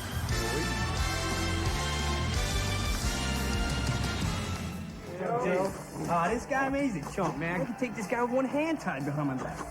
Go for it. Miller Lite presents Hurricane Hughes versus... What's your name? Joe, but I'm still tricking Miller Lite. You can expect great things with a great taste that's never watered down. Guys, bullfighting. Yeah. Miller Lite. Can your beer do this? Winning and who's losing. 112 rushing yards for the Cowboys. That man has 101 of them. Darrell Johnston has carried 1 time for 3, and this guy, Troy Aikman, has carried 1 time for 8 yards. 21-3. The Cowboys on their way to going 8-1. Best record in the league. There's a look at Bill Bates on the coverage. Monio floats it down to the 2-yard line. David Leggett behind a wall of blockers out to the 26-yard line. ABC's Monday Night Football is being brought to you by the totally new Ford Contour, a world car for the 21st century. Merrill Lynch, for our clients, the difference is planning. The difference is Merrill Lynch. And Miller Lite, expect great things. That's what Dallas expects. That's a live shot. That's beautiful. Reunion Center in downtown Dallas, and the buildings all lit up beautifully on a sparkling night. The weather here has been, in the word, spectacular over the last couple of days. 70 degrees around that during the daytime with very low humidity. First down at the 26-yard line. Rodney Hampton runs right into Leon Lett and Charles Haley. Doesn't appear to be much of a letdown here, even though they're protecting a lead. And Al used the word sparkling to describe the Dallas skyline, and I think that's a pretty good choice of words, Al. That is a live shot from the chopper. That's certainly not a letdown on that play. And talk about non-sparkling or just plain flat. The Giants in that kind of night, that kind of 6-game losing streak. Rodney Hampton tackled by Jones and Smith. Defensively, we talked about the Cowboys and their offensive weapons. Defensively, they are also playing back to their 1992 season when they were the #1 defensive team in the league. They were second overall after 8 games, 9th against the rush, 1st against the pass. And this is a great football team on both sides of the ball. I'm sure a lot of San Francisco 49ers are looking on at this one tonight. Let's see how many guys Dallas rushes here. 3rd and 8, more than they normally do. Blitz is on, and Brown floats it and then throws too high, intended for Aaron Pierce, and there's a flag down at the line of scrimmage. Pierce was complaining that he was held coming off the line of scrimmage. I think the Cowboys might have been in that neutral zone. They were.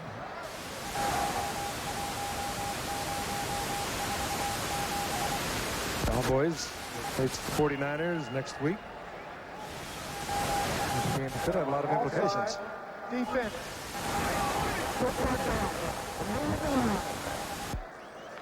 Dallas. Biggest offseason news, of course, was made right here.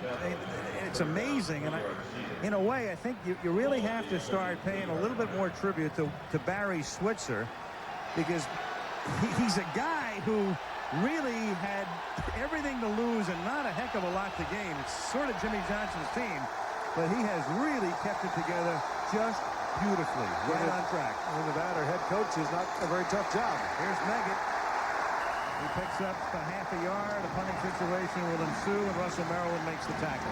And you know what? I think this goes back to, again, what we talked about earlier about what Barry Switzer told us about what wonderful football character this team has and how hard they work. And this is a football team that is on their way to winning 6 in a row. They're leading 21-3, and look at the enthusiasm with which they are still playing this game.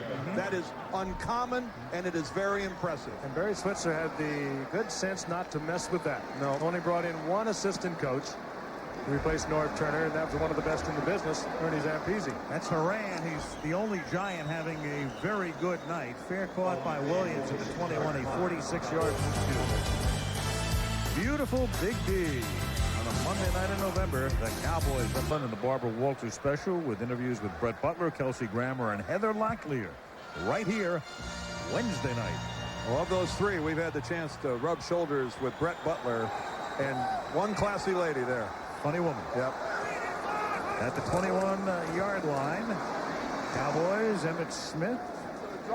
Emmitt Smith seeking a 4th consecutive rushing title. It's going to be tough. He'll need probably the same kind of break he got last year when Barry Sanders was hurt and missed the last 4 or 5 games, and Emmitt was able to come on and win it again. You know, one thing about the Cowboys, and there they are with Emmitt 104 yards, they blow out so many opponents that Emmitt doesn't get to pick up some of that yardage in the 4th quarter that other running backs would.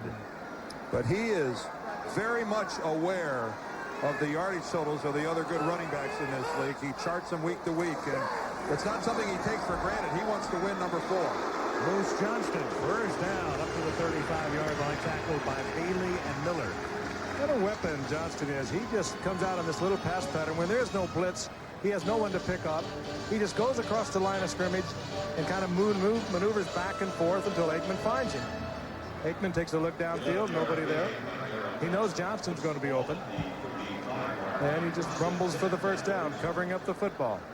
Well, he becomes all the more important, given the fact that Alvin Harper still hurt, out of the lineup. Jay Novacek not playing from the line of scrimmage today. From the 35-yard line, Aikman throws, catch made. Scott Galbraith, who's now caught 2 more than a dead man. 4-yard pickup up to the 39-yard line. And 4 for the season. You better explain that quote. We used it in the first time. That's Barry Switzer's line. Galbraith filling in for Jay Novacek, the ex-Cardinal right there. Let go a Plan B free agent signed by the Dallas Cowboys back in '90. What a good move that was. Yeah, the Cardinals chose not to protect Jay, figuring he didn't have, I guess, a lot of football left in him. Well, if you missed it earlier, Barry said yesterday Galbraith would catch 1 more than a dead man. He's made 2 receptions tonight, 2nd and 6. And Emmitt Smith is off to the races. And John Booty will run him out of bounds at the 33-yard line.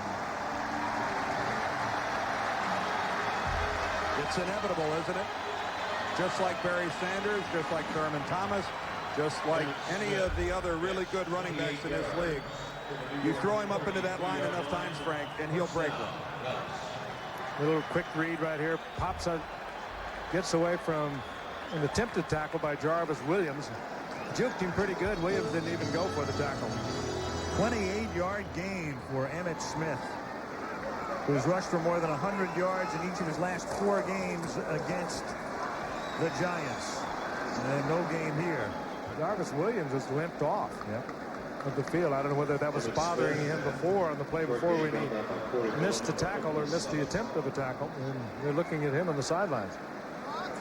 Now Dallas Cowboy is slow getting up. That's Nate Newton. Ooh. And they're already minus Kennard, and you know about Eric Williams, and they're going to go into that San Francisco game a little banged up on that offensive line. Nate's got a bad ankle. He came into the game nicked. He didn't practice except 1 or 2 days this week, and the big man's still hurt. First down tally and the score are the same.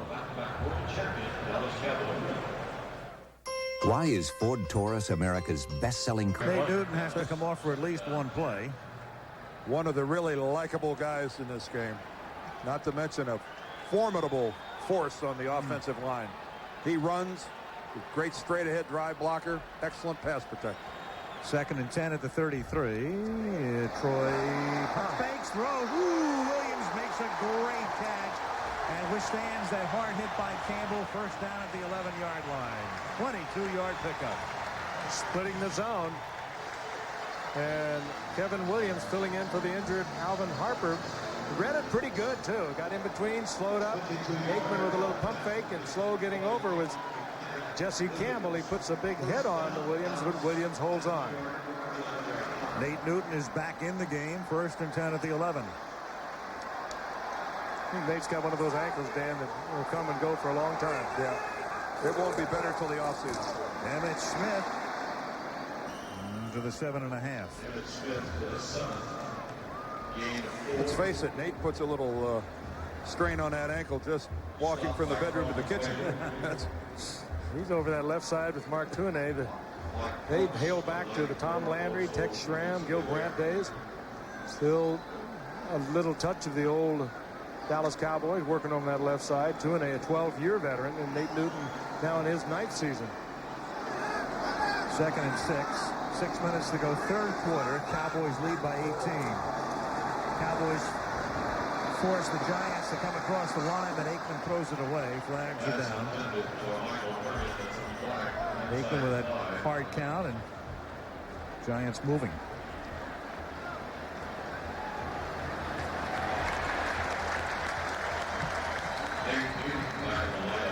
Johnny Greer indicating it's against the Giants and half the distance to the goal line. I don't know how you govern that, but I'll tell you, all the good quarterbacks have it. I think John Elway maybe is the best at it.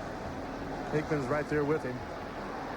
Offside, 91, defense, still 2nd down. Coleman Rudolph lined up across from Mark Tuinei, and Dan Reeves has been watching this for 6 weeks now. Dan Reeves on the other side. Self-destruction. Reeves, who played with the Cowboys, an assistant coach. They continue to work on Jarvis Williams. He was their leading rusher one year down here, wasn't he? Yep. Back in the 60s? He was. Spent a long time on Landry's staff, and Reeves is still just 50 years old and his 14th year as a head coach. Here's Emmitt looking for the hat trick, but Corey Miller hog-ties him at the 3-yard line. Ooh, I didn't think Miller was going to be able to make that play. Pretty doggone good move by Corey Miller. Getting outside. I thought Emmitt Smith was going to get around that corner. Good burst by Miller. Watch this. Miller's got some quickness. They used him a lot in the blitz. And Taylor was hurt a couple of years ago. Good move to the outside. He fought off the block of Galbraith and kept contained and chased down Emmitt. Quality play there by Miller. 3rd and a short 2 just inside the 3. They can't get a first down without a touchdown. Smith the tailback. That's Tommy Agee in motion. Here's the fake. Aikman on a roll. Troy looking for the end zone. He's in there. See, that's off the same formation that they've been hammering at the Giants with all night long. Agee in motion. The I formation with Johnston at fullback, Emmitt Smith. There's a play designed to send a message to San Francisco. Better work on this all week long. And by the way, guys, you better stay home on the backside, because this is what happens. This is what happens when you don't. Little fake to Emmitt Smith. You get the hesitation on the part of the defense, and this time Corey Miller doesn't get there. No. Beautiful work by the Cowboys.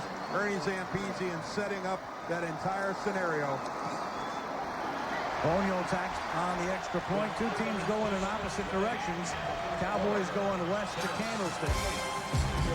Giants looking at 1995, and now the debut of a new series of features looking at NFL history from a different perspective, with football's point of view. It starts with last Thanksgiving's infamously on Let's Play that gave the Miami Dolphins a second chance to beat the Cowboys.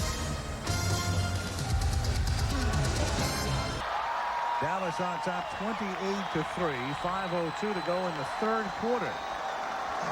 Chris Boniol sends it down to the 3-yard line. This is Thomas Lewis. Up to the 27. It's been a scintillating night in almost every respect for the Cowboys, but not one. Let's get an update from Lynn Swan. Swanee? Al, after a further examination by the doctor and an x-ray on Alvin Harper's left knee, they believe that it's a possible ACL, anterior cruciate ligament tear. They will take an MRI tomorrow to see if they can confirm that. When I talked to Alvin in the locker room, he said he came down on it and twisted like an ankle would twist and sprain, but it was his knee. He feels like he might be able to come back because he was up and walking around on it, but I don't think he may be back that soon. Al? Well, there's the play. It's a hit by Tito Wooten, number 29. Look at the left leg of Alvin Harper. He comes down and thuds on that left knee. We can't see if anything happens to it after he's already in the end zone. Meanwhile, Thomas Lewis, the return man on that kickoff return for the Giants, he has not gotten up. He's not on the field, and he's obviously in pain. We'll be back to Dallas in a minute. I found a way to make my money really perform. I bought this car. A probe. Dick Thomas Lewis being attended to. That's Dr. Russell Warren there and Ronnie Barnes, the trainer, helping Lewis off the field. Maybe you can get a look at the Cowboy just falling on his left leg. And he was in obvious pain and agony, and then he did get himself pulled together, and they've assisted him to the sideline. We'll get a report on him. Giants have it. 1st and 7-27. They trail 28-3. Dave Brown to Robbie Hampton, and the Cowboys just keep on coming. Dixon Edwards is there to bang him down behind the line of scrimmage. Now let's go back and take one more look at that Alvin Harper play. And again, we don't know the severity of the injury, but here it was at the end of the first half.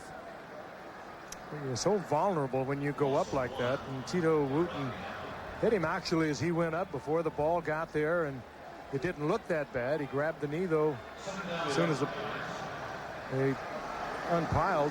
If you didn't see the play, there was no flag, even though Wooten should have been called for the interference. That was the last play of the first half. 2nd and 11, and Brown throws, and that's tipped, and James Washington picks it up on a hop, incomplete. Callaway covered by Kevin Smith, 3rd down. Giants tonight on their 7 possessions have been 3 and out on 5 of them. That time, I think, in an effort to protect Dave Brown, there were only 2 Giants in that pattern, one of them being Aaron Pierce. And not too difficult to cover, as Dave Brown had locked eyes with Pierce as he moved over the middle, and that attracted quite a crowd. Look at this, folks. 46 total yards. Little over 4 minutes left in the 3rd quarter, and the Giants don't even have 50 yards in offense. 3rd and 11. Brown, flag goes down. He hits Callaway. Callaway had a first down. We've got... This will almost certainly be holding, and it is. Against the Giants. Dan Reeves will watch his team go down to a 6th consecutive defeat. They go home to face Arizona next week. Holding, 59, offense, still 3rd down. One of the stories in New York this week was the Giants and what happened in the offseason, and Dan Reeves, who's a very honest guy, said we just didn't handle the offseason very well, meaning the salary cap, quite in contrast to the way the Dallas Cowboys have handled the salary cap situation. And a lot of people thought it was Reeves taking a shot at George Young. Dan denied that. He said, hey, look, I'm a part of this too. We didn't handle the offseason properly. George Giant brain trust. And he constantly used the word we, so he wasn't pointing fingers so much. He was just frustrated at what's happened. 3rd and 21. And the catch is made by Arthur Marshall. Nice play up at the 36-yard line. That ball was absolutely perfectly thrown, and what a great catch. Over one defender and in front of another. They might have just increased their offensive output by about 50%. That's a beautiful throw, as you say, Frank. Brock Marion a little late coming over there. And especially when you consider that's against an 8-man secondary. That's knocked down, getting an arm over is Darren Woodson. bust up the play. Second down. Well, the Giants in that salary cap, checking out the figures, do you know that they have spent 35% of their allotted money on their offensive line alone, and 13 players get 58% of the cap. Keep in mind, this is a team that lost 3 of their starting secondary players. Mark Collins, Myron Guyton, and Greg Jackson. And a fourth one to retirement, Larry Williams. 3 guys out of the offensive line. Lewis Tillman, their quality backup running back, plus a couple guys named Taylor and Sin. Brown loses the football. That's a fumble. A live football. That's a fumble. Jackson Edwards is on the loose. And after the play was stopped momentarily and everybody just stood around, he takes it to the 24-yard line. The strip was created by Chad Hennings, and Reeves, with that perplexed look, can't figure out what's happened. Brown was complaining that his arm was in motion. He's not going to get the call, though. He's going to be ruled a fumble and a recovery.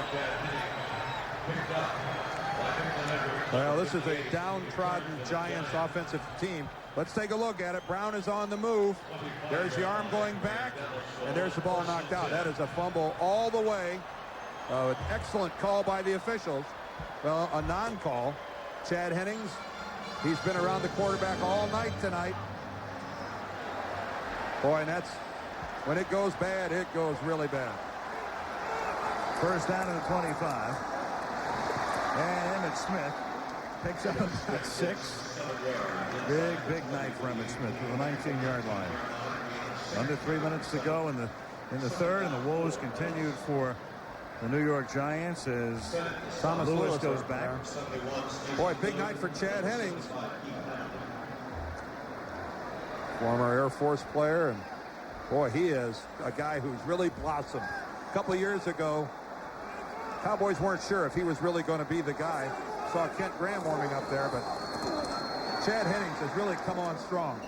Emmitt to the 17. What a pick he was, too. 11th round, 88. He had to serve his time in the military before he came back. He came back kind of undersized, even at 6'6" and about 250. He's up to almost 290 now. And the Cowboys needed him to come on strong. They lost Tony Casillas. They lost Jimmy Jones, 2 quality defensive linemen, which was really the strength of this football team, how deep they were on the defensive line. Hennings was kind of a question mark. Well, no longer. They are able to do what they did a year ago, and that is rotate, always keeping fresh defensive linemen in there. And Craig Janoff, our director, gives us a look at their #1 draft choice there, Shante Carver. Third, a yard and a half, and Emmitt Smith, I believe, picks it up. As we widen out to see the stick, 15-yard line. Jesse Armstead makes the tackle. Kent Graham will come in. He and Dave Brown, when the preseason schedule began, were neck and neck, trying to become #1, and then after a couple of weeks, Reeves made the decision it's Brown, but now Graham loosening up. 4th down, the crowd wants the Cowpokes to go for it, and of course Barry Switzer will oblige.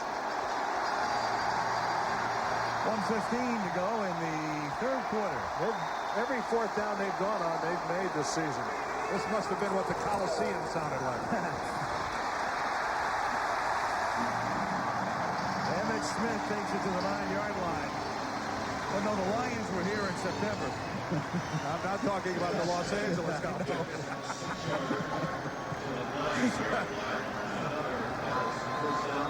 Emmitt Smith to the 9. Emmitt probably, I would imagine he's seeing his last action of the night, because if they go in, it'll be 35. There it is to the moment. He's moved into second place. Sanders on top, then Smith, Natron Means, and Marshall Falk. And Falk has one more game, does he not? Yep, he does. They get their bye this week. The Moose into the end zone. Moose has carried the ball about 170 times counting tonight. His longest run, 14 yards, and he didn't break that mark tonight. That was from 10 yards out. I think Emmitt Smith would be the first guy to say he deserves that the way he's been lead blocking for me tonight. This has been tough night to be in the blue, the big blue. Total and utter domination by the Cowboys tonight. Look at that blocking. That's just textbook, just perfect. Tune, number 71, coming all the way from left tackle. Johnston's first rushing touchdown and third touchdown overall of the season. 29 ticks left in the third. Cowboys in a romp, 35-3. And Mark Tune there, one of the really underpublicized members of that offensive line who's been doing it for a long, long time. Look at that. He's election night. Yeah, native Hawaiian, and yeah, I didn't know he was running. Wasn't everybody either. Don't forget college football coming up this Saturday on ABC. And doubleheader here. Notre Dame against Florida State in the first game at noon Eastern, 9 a.m. Pacific. Regional action, Penn State #2 against Illinois, Arizona and the Trojans, Alabama, Mississippi State, Baylor, Rice. You'll see one of those games if you'd rather see another. Or your cable operator for the pay-per-view option. Frank, you'll be buying that Arizona USC game also. Oh, yeah. Well, I will, as a matter of fact. We'll be buying that one Monday night, Buffalo and Pittsburgh. Tomorrow's election. Dan, you were running for, in the preseason, we were in Buffalo. They wanted you to what, run for mayor of Mumford, New York? Mumford, New York, yes. I love your you were running on a campaign of read my lips, retroactive tax cuts. I thought you were. I told them that if I was chosen, I would serve. He's actually running on a platform of goodness. I think they finally thought about it and decided running against the incumbent. Best to wait for my campaign for another year. Election coverage tonight, though, tomorrow night, rather, right here on ABC. David Brinkley, Peter Jennings. Tune in and find out who won and who lost. And I think that's already been decided here tonight in Dallas. I believe so. At the 7-yard line, David Meggett running back the Bonio kick, and that's a beautiful tackle by Brock Marion. Dan talking about election coverage tomorrow night, and our primetime lineup is Full House, then a pair of home improvements, Grace Under Fire, and the 94 vote, up to date on everything happening in all of the key races around the country. Well, that's live in the East and also live on the West Coast as well at 10 o'clock this wonder when the fascinating races, aren't they? Yeah, I wonder when the returns from Munford are going to be in. You're my man. That's on the East Coast. They may be in early. Kent Graham coming in after Dave Brown went 4 for 17 at the 23-yard line. And making his first carry of the night is Gary Downs, the rookie out of North Carolina State. Brown had taken every snap this season for the Giants. He and Randall Cunningham were the only quarterbacks to have taken every snap for their team this season. Now Brown's out, Graham's in. Graham in a couple of years with the Giants, an 8th-round draft pick out of Ohio State. 119 attempts, 42%. And I think it's safe to say that Dave Brown remains the Giants' starting quarterback. End of 3, 35-3 Dallas. Back we come with Monday Night Football after this from our ABC station.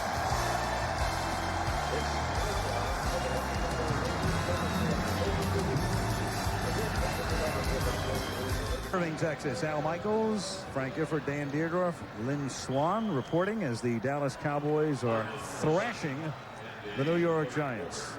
35-3, the fourth quarter commences.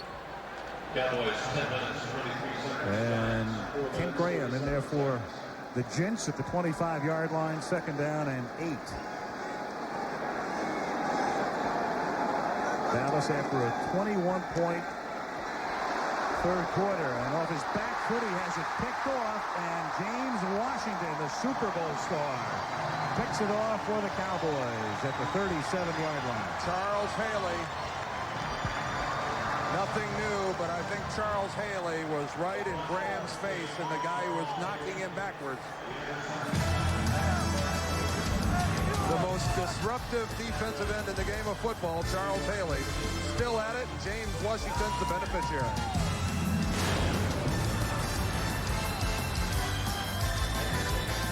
Penn State takes on rival Illinois. Or other key conference games cap off a college football doubleheader Saturday on ABC. Here's Charles Haley going against Jumbo Elliott. Jumbo's really done a nice job against Haley tonight, but that's just really uncommon power for a man his size, and it's the offensive tackle's nightmare. You block a guy pretty solidly all night long, and then one sack, and all of a sudden you're the GOAT. Rodney Peete is the new quarterback, but Emmitt Smith is the same tailback. And there is Rodney, the former Lion, who came in here when Bernie Kosar, who was the backup last year, opted to go to Miami. And Rodney was able to lead them to a win against the Cardinals in Tempe recently when Aikman went down with his concussion. He had some good games. 47 times he started for Detroit, then he tore his Achilles tendon up A draft pick of the Detroit Lions, a 6th-round pick in '89, the same year that this guy, Troy Aikman, was a 1st-round pick here in Dallas. 2nd and 7 at the 36-yard line, and a little problem there as Emmitt Smith takes it to the 30-yard line, but even when they have problems, they pick up 6 yards. Yeah, they better put that play in. Emmitt can't avoid picking up 6. Look at him laughing there. I don't know what went wrong, but that it was not drawn up that way. And Emmitt said, hey, I like that. 6 yards, let's put it in. Hey, when Barry Switzer said that he was going to get Emmitt broken loose tonight and let him make up some ground on Barry Sanders, I think we're all for it, but it's 35-3 here. They've got a short work week in getting ready to play the San Francisco 49ers. They've got to travel to San Francisco. This is, I didn't expect him to still be in this ball game at this juncture. He's picked up 165 with those 5 right there. Well, not always the right thing to do, but I just kind of wonder if he didn't say, they had a little talk on the sideline. We saw them when we were away in a commercial. I just wonder if he didn't say, hey, do you want to stay in there or do you want to come out? Here's his backup, Lincoln Coleman. Well, I don't know whether you should listen to him. Where you came from, Frank, but the coach calls the shots on every team I've ever played. Well, I think that probably is exactly what happened. Oh, I don't think Barry said you're coming out and Emmitt said, no, I'm not. I think it's curious, though, that he's still playing. At the 25-yard line, and they give it to, he loses 5. He loses the ball, but it's no play. He was down at the 30-yard line.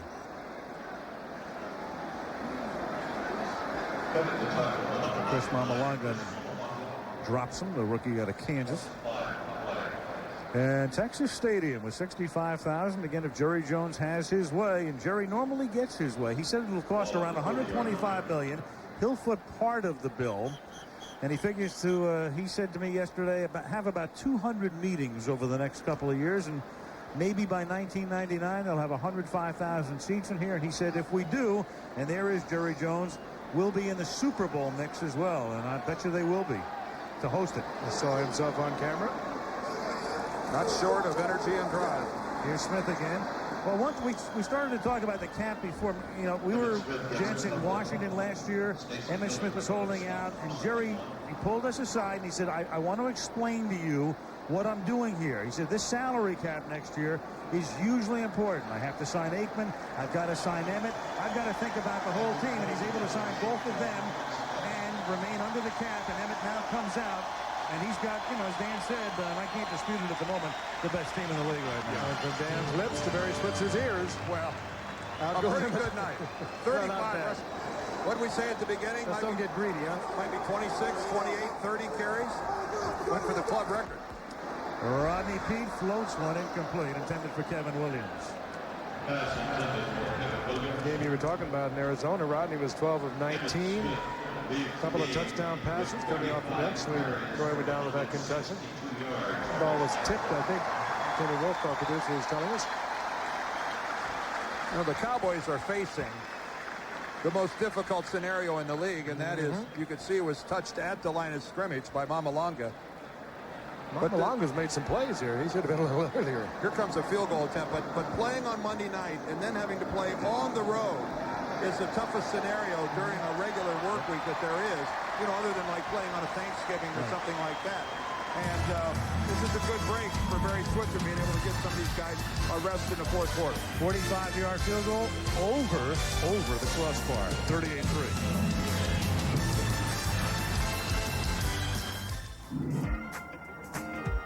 Whoa! What's that? Pontiac GTO. Yeah. And that one? 69 Firebird. You're getting good at this. Hey, Dad, there's a Grand Am coupe. I bet it's got a 5-speed and 150 horsepower, like our sedan. Are you a Pontiac man or what? Yeah, and I'm going to drive a Grand Am. Really? Which one? A fast one. That's my boy. Of course, I have to talk to your mom about this. I'll talk to her. What makes the Sharp View Cam so unique? It's the stuff that dreams are made of. It's the camcorder that's always moving. It's the view screen that lets you enjoy it all. It's a shot you can't get with just any camcorder. It's the way to play the moment back instantly with all the color and sound. The Sharp View Cam. Now get up to a $200 rebate on Sharp View Cam, the only camcorders with a choice of big 3- and 4-inch view screens. After midnight, we're gonna let it all hang out. Cold filtered Miller Genuine Draft. After midnight, we're gonna turn the cold one. For those who've discovered its smooth draft taste, the world is a very cool place. We're gonna call talking. So get out of the old and get into the cold. Wednesday. I ought to just snap your ears off and shove them in your pocket so you can hear me kicking your butt. Roseanne meets Darlene's boyfriend. Jimmy, I'd like you to meet my mother. Roseanne, Wednesday. 38-3, the Cowboys on top with 11-12 remaining in the fourth quarter. This pretty much rules out overtime, doesn't it? Well, maybe.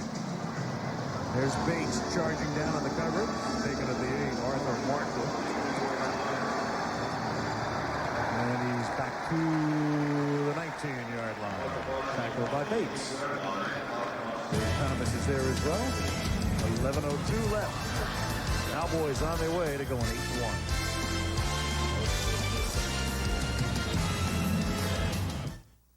This year, before your tree is trimmed and your goose is cooked. Haven't you people heard about basting? Catch America's funniest Santa. Who's down there? In the season's biggest comedy. Freeze, fat boy. That boy? Tim Allen. Johnny, naughty. Gary, nice. Veronica, very nice. The Santa Claus. Nice teeth. Rated PG. Starts Friday, November 11th at a theater near you. Only one had the power of a bird called Parker. Only one has the passion of Maynard Ferguson. Only one had the fluid grace of Wes Montgomery. Only one plays like this. Seville STS with the North Star system. The great performers are always creating a higher standard. Here's a toughie. Which is better, one Supreme Pizza for $10.99 or two for $9.98 at Little Caesars? Brilliant. Why get one Supreme Pizza when you can get two at Little Caesars for just $9.98? Pizza, pizza. They say there's nothing like the taste of a Dr. Pepper. But they have obviously never tasted a Diet Dr. Pepper. Discover what millions already have. The great taste of Diet Dr. Pepper. It's a key AFC showdown as Jim Kelly and the Buffalo Bills battle the Pittsburgh Steelers. Next week on ABC's Monday Night Football.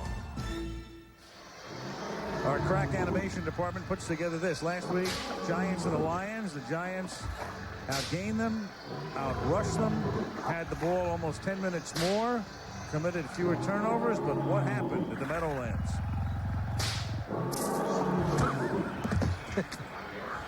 First game this season in which one team led in those four categories and went down.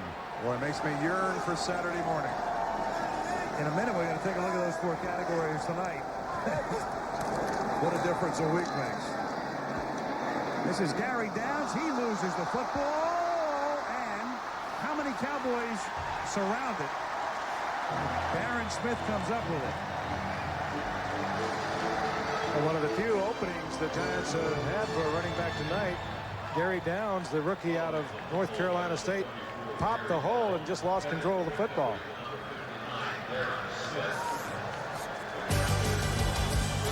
The Cowboys 38 and the Giants 3. 10:52 to go.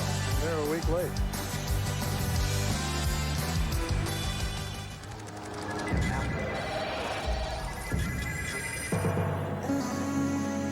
No messages.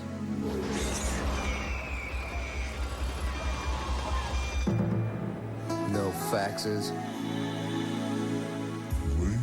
No mind-numbing meetings. When I'm in my Eldo, I own the road, and nothing owns me. El Dorado with the North Star system by Cadillac. Rangers. Cherokees. Broncos. Explorers. Pathfinders. Blazers. Any pickup or 4x4. On-road or off. Boy, do we have a tire for you. The tough LTX Light Truck Series from Michelin.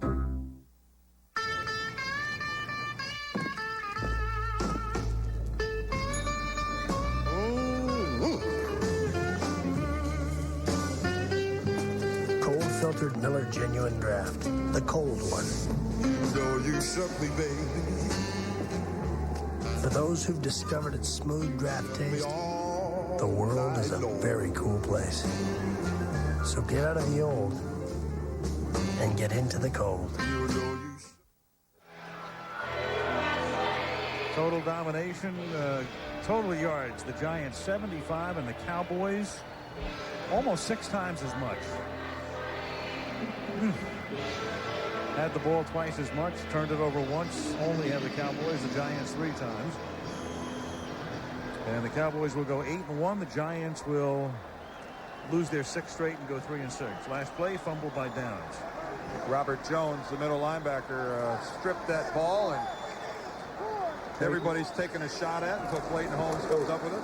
Lincoln Coleman busts through the middle, takes it down to the 24-yard line. Tackled by Campbell and Beamer. Well, we talked about the Cowboys and the cap and the Giants and the cap. You know, the funny thing about the Giants, even though when you look at them this year and they're up to the salary cap with what they have, and they're going to rebuild the rest of the year. It's really simple at this point. It's funny in the sense that the Giants have really had very good management overall through the years. The only other thing I can think of, gents, is in the strike year of '87, they were terribly managed at that point. The Giants had probably the worst of the replacement teams. George Young just either didn't think it was going to happen or obviously just chose not to prepare for it. I'll never forget as long as I live. Bill, too, they were coming off a Super Bowl year.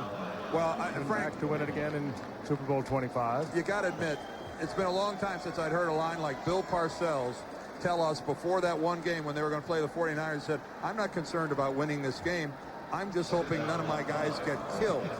Because George Young signed a semi-pro team from up in Connecticut somewhere. Westchester County. Yeah, pretty good team. Lock, stock, and barrel. They came down and went on the field against a 49er team that had been pretty carefully put together. Absolutely. 2nd and 5.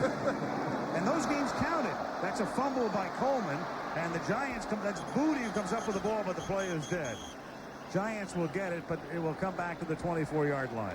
It's not that I'd ever heard a coach with so little confidence in winning, but Bill Parcells was serious when he said, I just hope none of them get seriously hurt. And didn't one of them actually go to sleep on the bench? Well, one of them during that game, if you remember, came up with one of the great catches we've ever seen. I can't recall the guy's name, but remember, was it back in our 20th year when we had that vote by fans? 900 number. Yeah, they voted it the best catch. We don't want to get into detail where that guy is now. At the 24-yard line with 9:18 to go, the Giants get it back. Kent Graham flips one out to Sherrard, and that's a pickup of about 7. I mean, it's funny. Like you're right, Frank. The Giants, they won the Super Bowl in '86. The disaster in '87 when they basically said, hey, you know, you're going on strike. We're not going to field a representative team. Back to win the Super Bowl again. But the truth be told right now, they did not manage the off. And Reeves said it the other day. This offseason was not managed well at all. Brown took over. You know, Sims gone. 2nd down and 2. And it's Sherrard stepping out of bounds up at the 44-yard line. And Dan was talking about that. He also said, you know, I don't understand this thing too well. But I think he spoke for a lot of people. We can look at it now. We can look at the success of the 49ers also. They seem to have managed it so in a wonderful way, and as have the Cowboys. But when some of those incentives start to kick in with great success, you kind of wonder what's going to happen. Well, that's the mysteriousness of this right now. We haven't even had a year of it yet, and it's going to be interesting down the line to see what does happen. At the 44-yard line.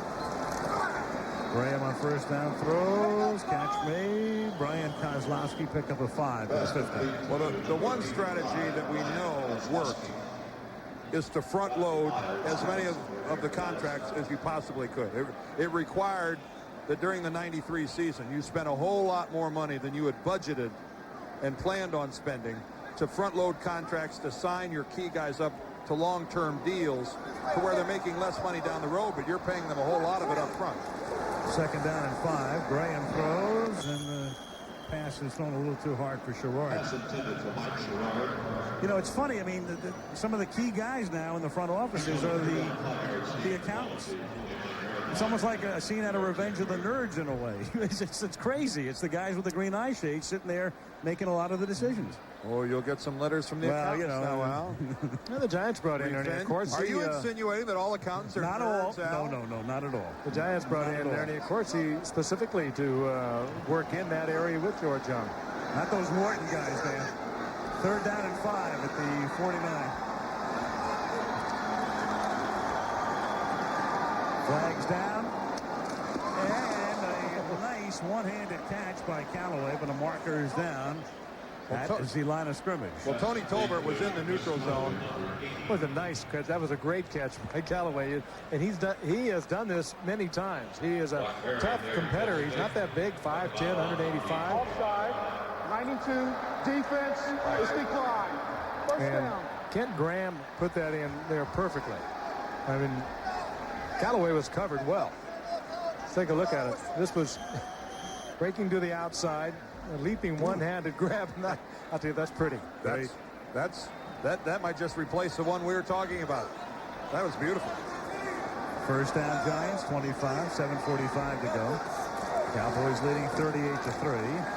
Downs to the 19, pick up of 6 yards, tackled by Derek Brownlow.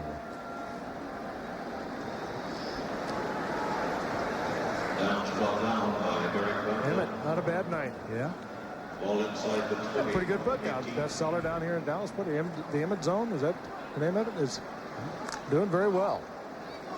Second down, That was good timing. Second and 4 at the 19.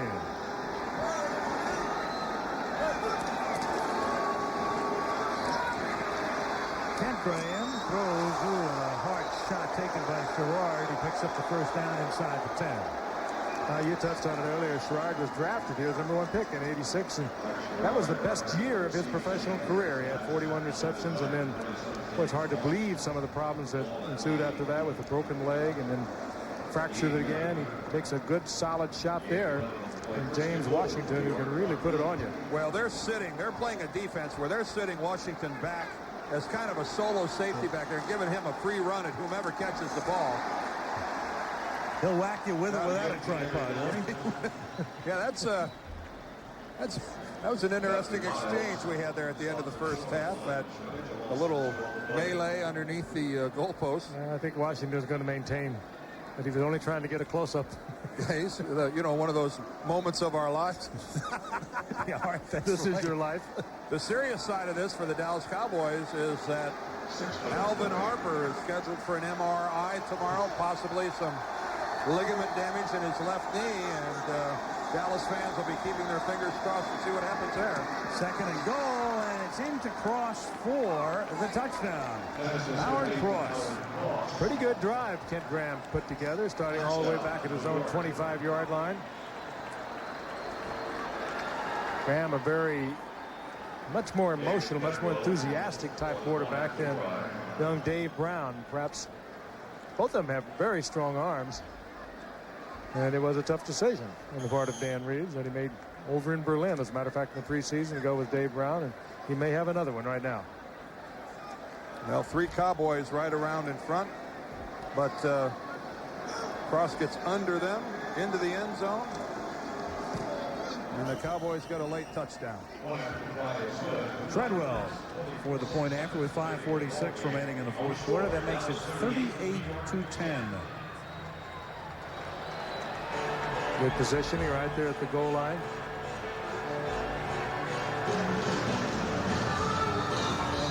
Good drive by the Giants. Kent Graham getting his first action of the year tonight. Obviously, his first touchdown pass. Good guy. They've had a great battle for this #1 spot, and they both handled everything, in a great way. It was a terrible disappointment when Graham was told he was not going to be the starter. And he said many times, he said, I want to play. He said, I don't want to get a chance to play because anything happens to Dave. They're good friends. He said, but I want to play. I think I can play, and I think I can be a starter in this league. Last 3 games at Texas Stadium, routs. And this will make 12 straight wins now for the Cowboys against the NFC East. Yeah, this guy's football team has routed a few people over the last few years. They were almost tripping on a wire. A dozen consecutive wins there versus their opponents in the NFC East. You can see that's the longest one in NFC East history. This is, and given the state of the NFC East right now, you'd have to think that as it currently stands, only the Philadelphia Eagles appear to be a team that's capable of upsetting the Cowboys. I'm not sure that the Giants, Arizona, and the Redskins are. It would take a Herculean effort, to say the least. It'll be a big day in Philadelphia, a big one in December the 4th when the Cowboys have to play up there. Giants line up for an onside kick. Oh, what gave you that idea? Well, you get the feeling it's going to go to the left, too. It's like the start of the 100 in the Olympics. Yeah. They're offside. The Giants were offside. So even if they recover it, it won't count. I don't think it won't count. No, the Giants were way offside. Joe Avisano, the special teams coach for the Cowboys, looking on. Joe DeCamelis, the Giants special teams coach.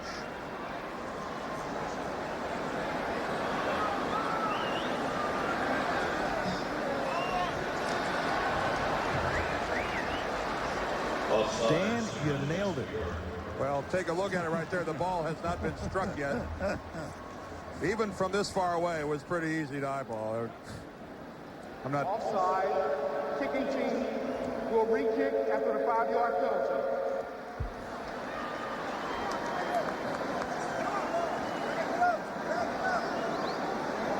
Well, the Giants doing a lot of mumbling to themselves. They go home. They face Arizona next week. Then they have a Monday night game at Houston. Now you think back over the years with Danny Reeves, he had a similar situation with John Elway when he came into the league as a rookie 12 years ago. And at one point he put down John Elway, and I don't know whether he will decide to go with Kent Graham, make a change at quarterback. I really don't believe so. He seems firmly convinced that Dave Brown is the man. So the Gents to kick off again. And it is dropped by Clayton Holmes, and the Giants get it. Willie Beeman comes up with it. Clayton Holmes had it right in his hand. Looked like it hit him right in the chest and bounced off. Well, they've got this going for them. Well, so much of this is attributable to the kicker, too, and this is really well done. The kicker in AstroTurf. The ball always takes that second hop up into the air on its second trip across the AstroTurf. And that, you can just count on it. Goes across low, takes a hop, and then, whoa, way up into the air.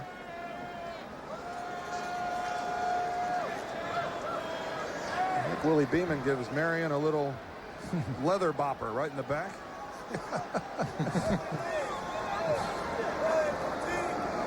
Graham now from the 34-yard line. Kent just trying to build some confidence at this point, and it's Howard Cross. He's tackled up at the 39. Cowboys go to San Francisco next Sunday. We'll see them on a Monday night game in December at New Orleans on the night of December 19th. We've got Washington and Green Bay, Philadelphia, Cleveland, New Orleans, and the Giants again on their schedule. We'll see the Giants again in a couple weeks. Yep, at Houston. Tipped incomplete. Cowboys actually will play at Giant Stadium on Christmas Eve.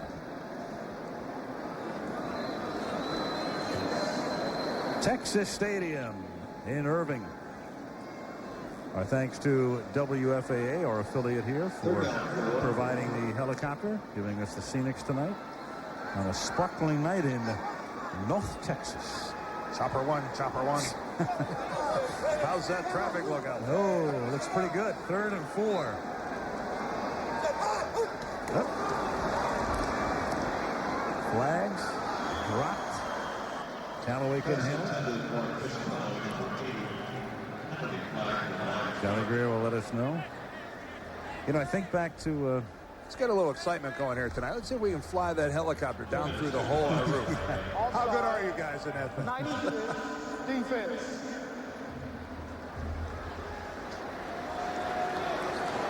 Well, the NFL That will be a first down.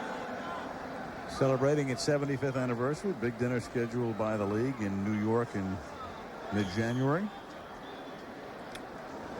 And, well, there are, that's the present and future of the National Football League right there. Jerry Jones, Troy Aikman. First down for the Giants. Our invitations are in the mail. It must be by now.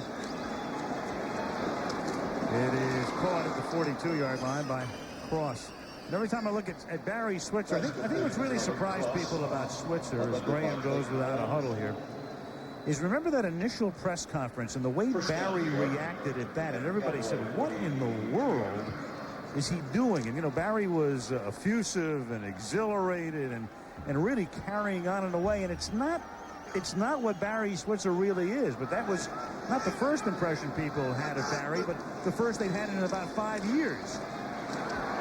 And out of bounds is Sherrard.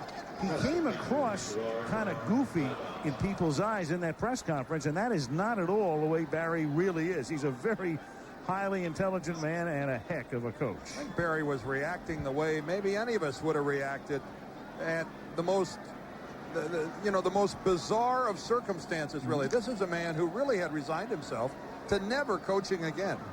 Not on the high school level, not on the collegiate level, and certainly not in the National Football League. And lo and behold, within 24 hours, he's the coach of the best team on the planet. Yep. I don't mind telling you, I'd be a little giddy, too, if that happened to me. He made a little history, too. The only coach ever to come from the outside to take over a Super Bowl winner. Had been out, what, for 5 years? And I think he was sort of resigned. That was just about it. And he's already made a coaching enemy. That's good press. He and Dave Shula down in Cincinnati, not exactly on the well, he and Jimmy Johnson are not holding hands either. 3rd and 7 at the 39. Barry with that Iowa State comment referring to their preparation for the Bengals did not make a fan of David Shula, who had some cross words for Barry as they met at midfield after the Cowboys' very narrow victory over the Cowboys last week. And David Shula told Barry where to put Iowa State. And could his press conference after the game had anything to do with that when he pointed out how good the Cincinnati Bengals were and how could they possibly have lost as many games? They got all these top draft picks. Barry Switzer's been around a little bit. He can bite you on the heel. Not easily intimidated. Yes. 4th down and 6. Make it 7 at the 39-yard line with 3:37 to go. And the Cowboys showing blitz. And they do blitz. Oh, they did. They tied Marion with the sack. Well, what did we say early, Frank? On blitzing, timing is everything. Graham thought the Cowboys were offside. Well, you also get into a habit when you're thinking about a lot of things, as the quarterback Kent Graham is, of going on the same count over and over and over. And that is worth taking a shot. If you have a quarterback that repeats the same snap number several times over, well, take your chance. Go for it. Last time the Giants lost by 28 or more points in a regular season game all the way back in 1980. San Diego knocked them off 44-7. The following year in came Lawrence Taylor, and the Giants were off and running. First down at the 50. There's the Cowboys will wrap it up here. Coleman for a yard. You know, the other thing about Barry Switzer we haven't touched on, he's done it his way. Remember, Barry took a little heat earlier in the season. When he took off, he flew up to see his son play for Missouri Southern, and everybody said, hey, coach can't do that the night before a game. Yeah, he won every mother's heart. Yeah. He made a few friends on that. Well, it'll be interesting to see what happens next week.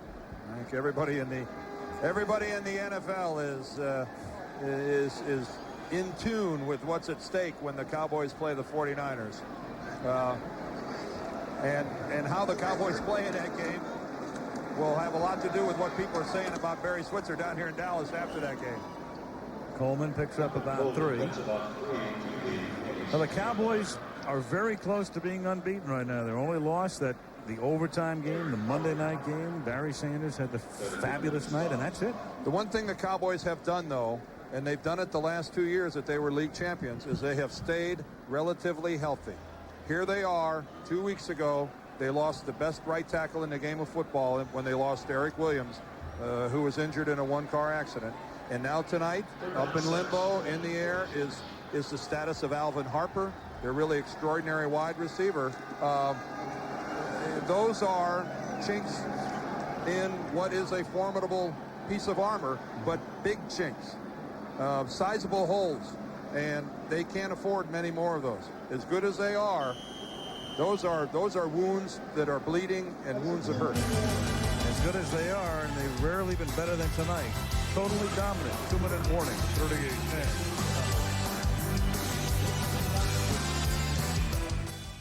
We're trying to get us a seal here and a seal here and try to run this play in the alley.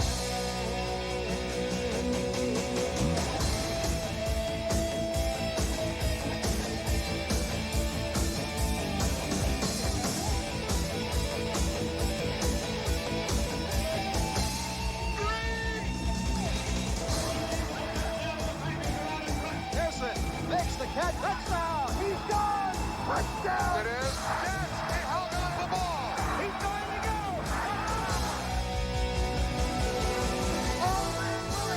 He's going over! Pass caught by Clark.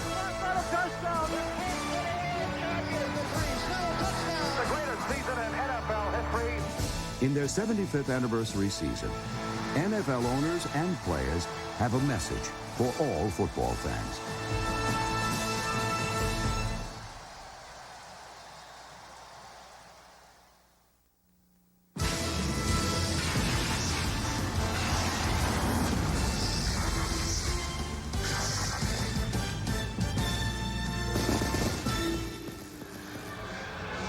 Michael Irvin did his share of damage tonight. A lot more pressure on him, though, if Alvin Harper is out of this lineup for a while. You know, they strained at both sides of the field. Jay Novacek took care of the middle. Without Novacek, and if Novacek is back for San Francisco next week and he's a little bit ailing, if Harper's gone altogether, Michael Irvin is going to see all sorts of double coverage. And I think some of that double coverage is going to involve Deion Sanders a great deal.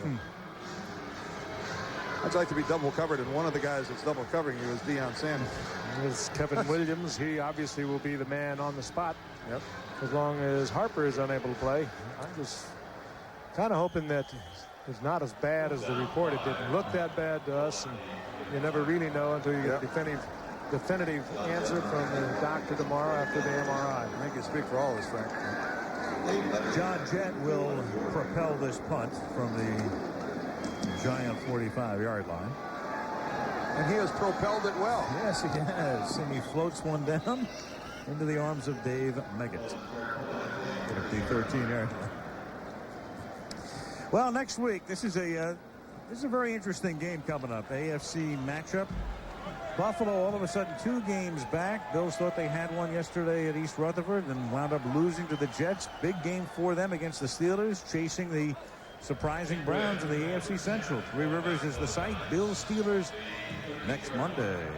Same old cast of characters. Yeah. And if the playoffs, if the season had ended right now, Buffalo would not make the playoffs. So pretty indicative of the amount of pressure and strain on the Bills.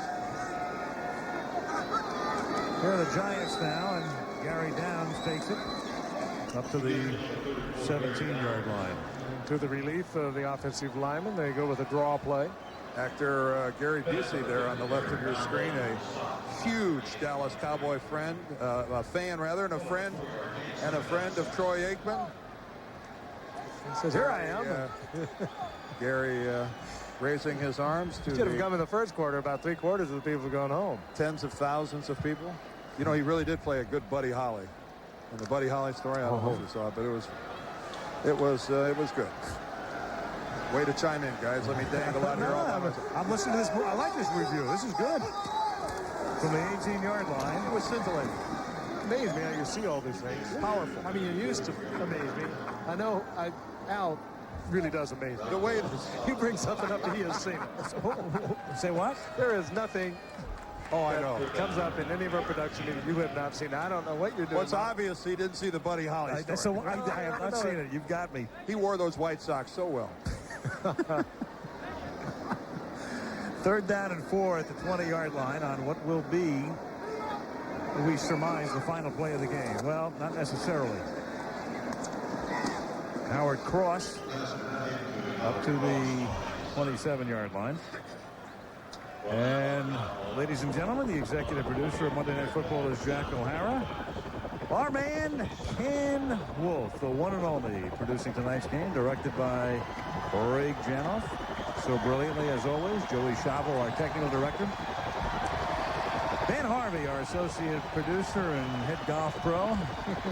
And as the Giants give it to Gary Downs, Tiny Bravo and Bob Simon, Dennis Szabo, Jim Licata, Fred King, Brian Gordon, Steve Hurd, our director of information, George Hill, our statistician, Malibu, Kelly Hayes, as always, our spotter, Mark Amento and Brian Mogelson on the computer stats, Bill Monahan on the sidelines, coordinating things, Andrea Bryant up in the booth, and Barry Switzer of the Dallas Cowboys with Troy Aikman and Emmitt Smith head to San Francisco with a mark of 8-1. A rout. Dallas wins it by a score of 38-10. We'll talk to Pittsburgh next Monday. Until then, Al Michaels, Frank Gifford, Dan Deirdre, Lynn Swan. Good night from Irving, Texas.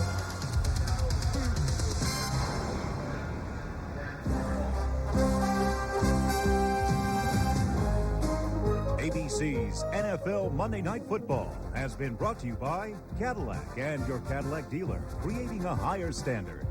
Sharp View Cam, the new movement in camcorders. And Castrol GTX, engineered for greater protection against breakdowns. Tomorrow on ABC, it's a new Full House, followed by a classic home improvement. Then it's a new home improvement at its regular time, followed by an all-new Grace Under Fire. Now, except on the West Coast, stay tuned for your late local news and ABC News Nightline over most of these ABC stations. This has been a presentation of ABC Sports, recognized around the world as the leader in sports television.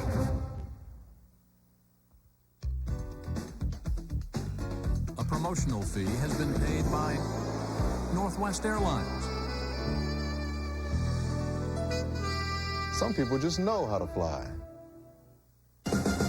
The American Broadcasting Company, ABC. The WRTV 6 News team is moving ahead now with 6 News. Good evening, everyone. 1 month after the murder of Paula Ross, the tiny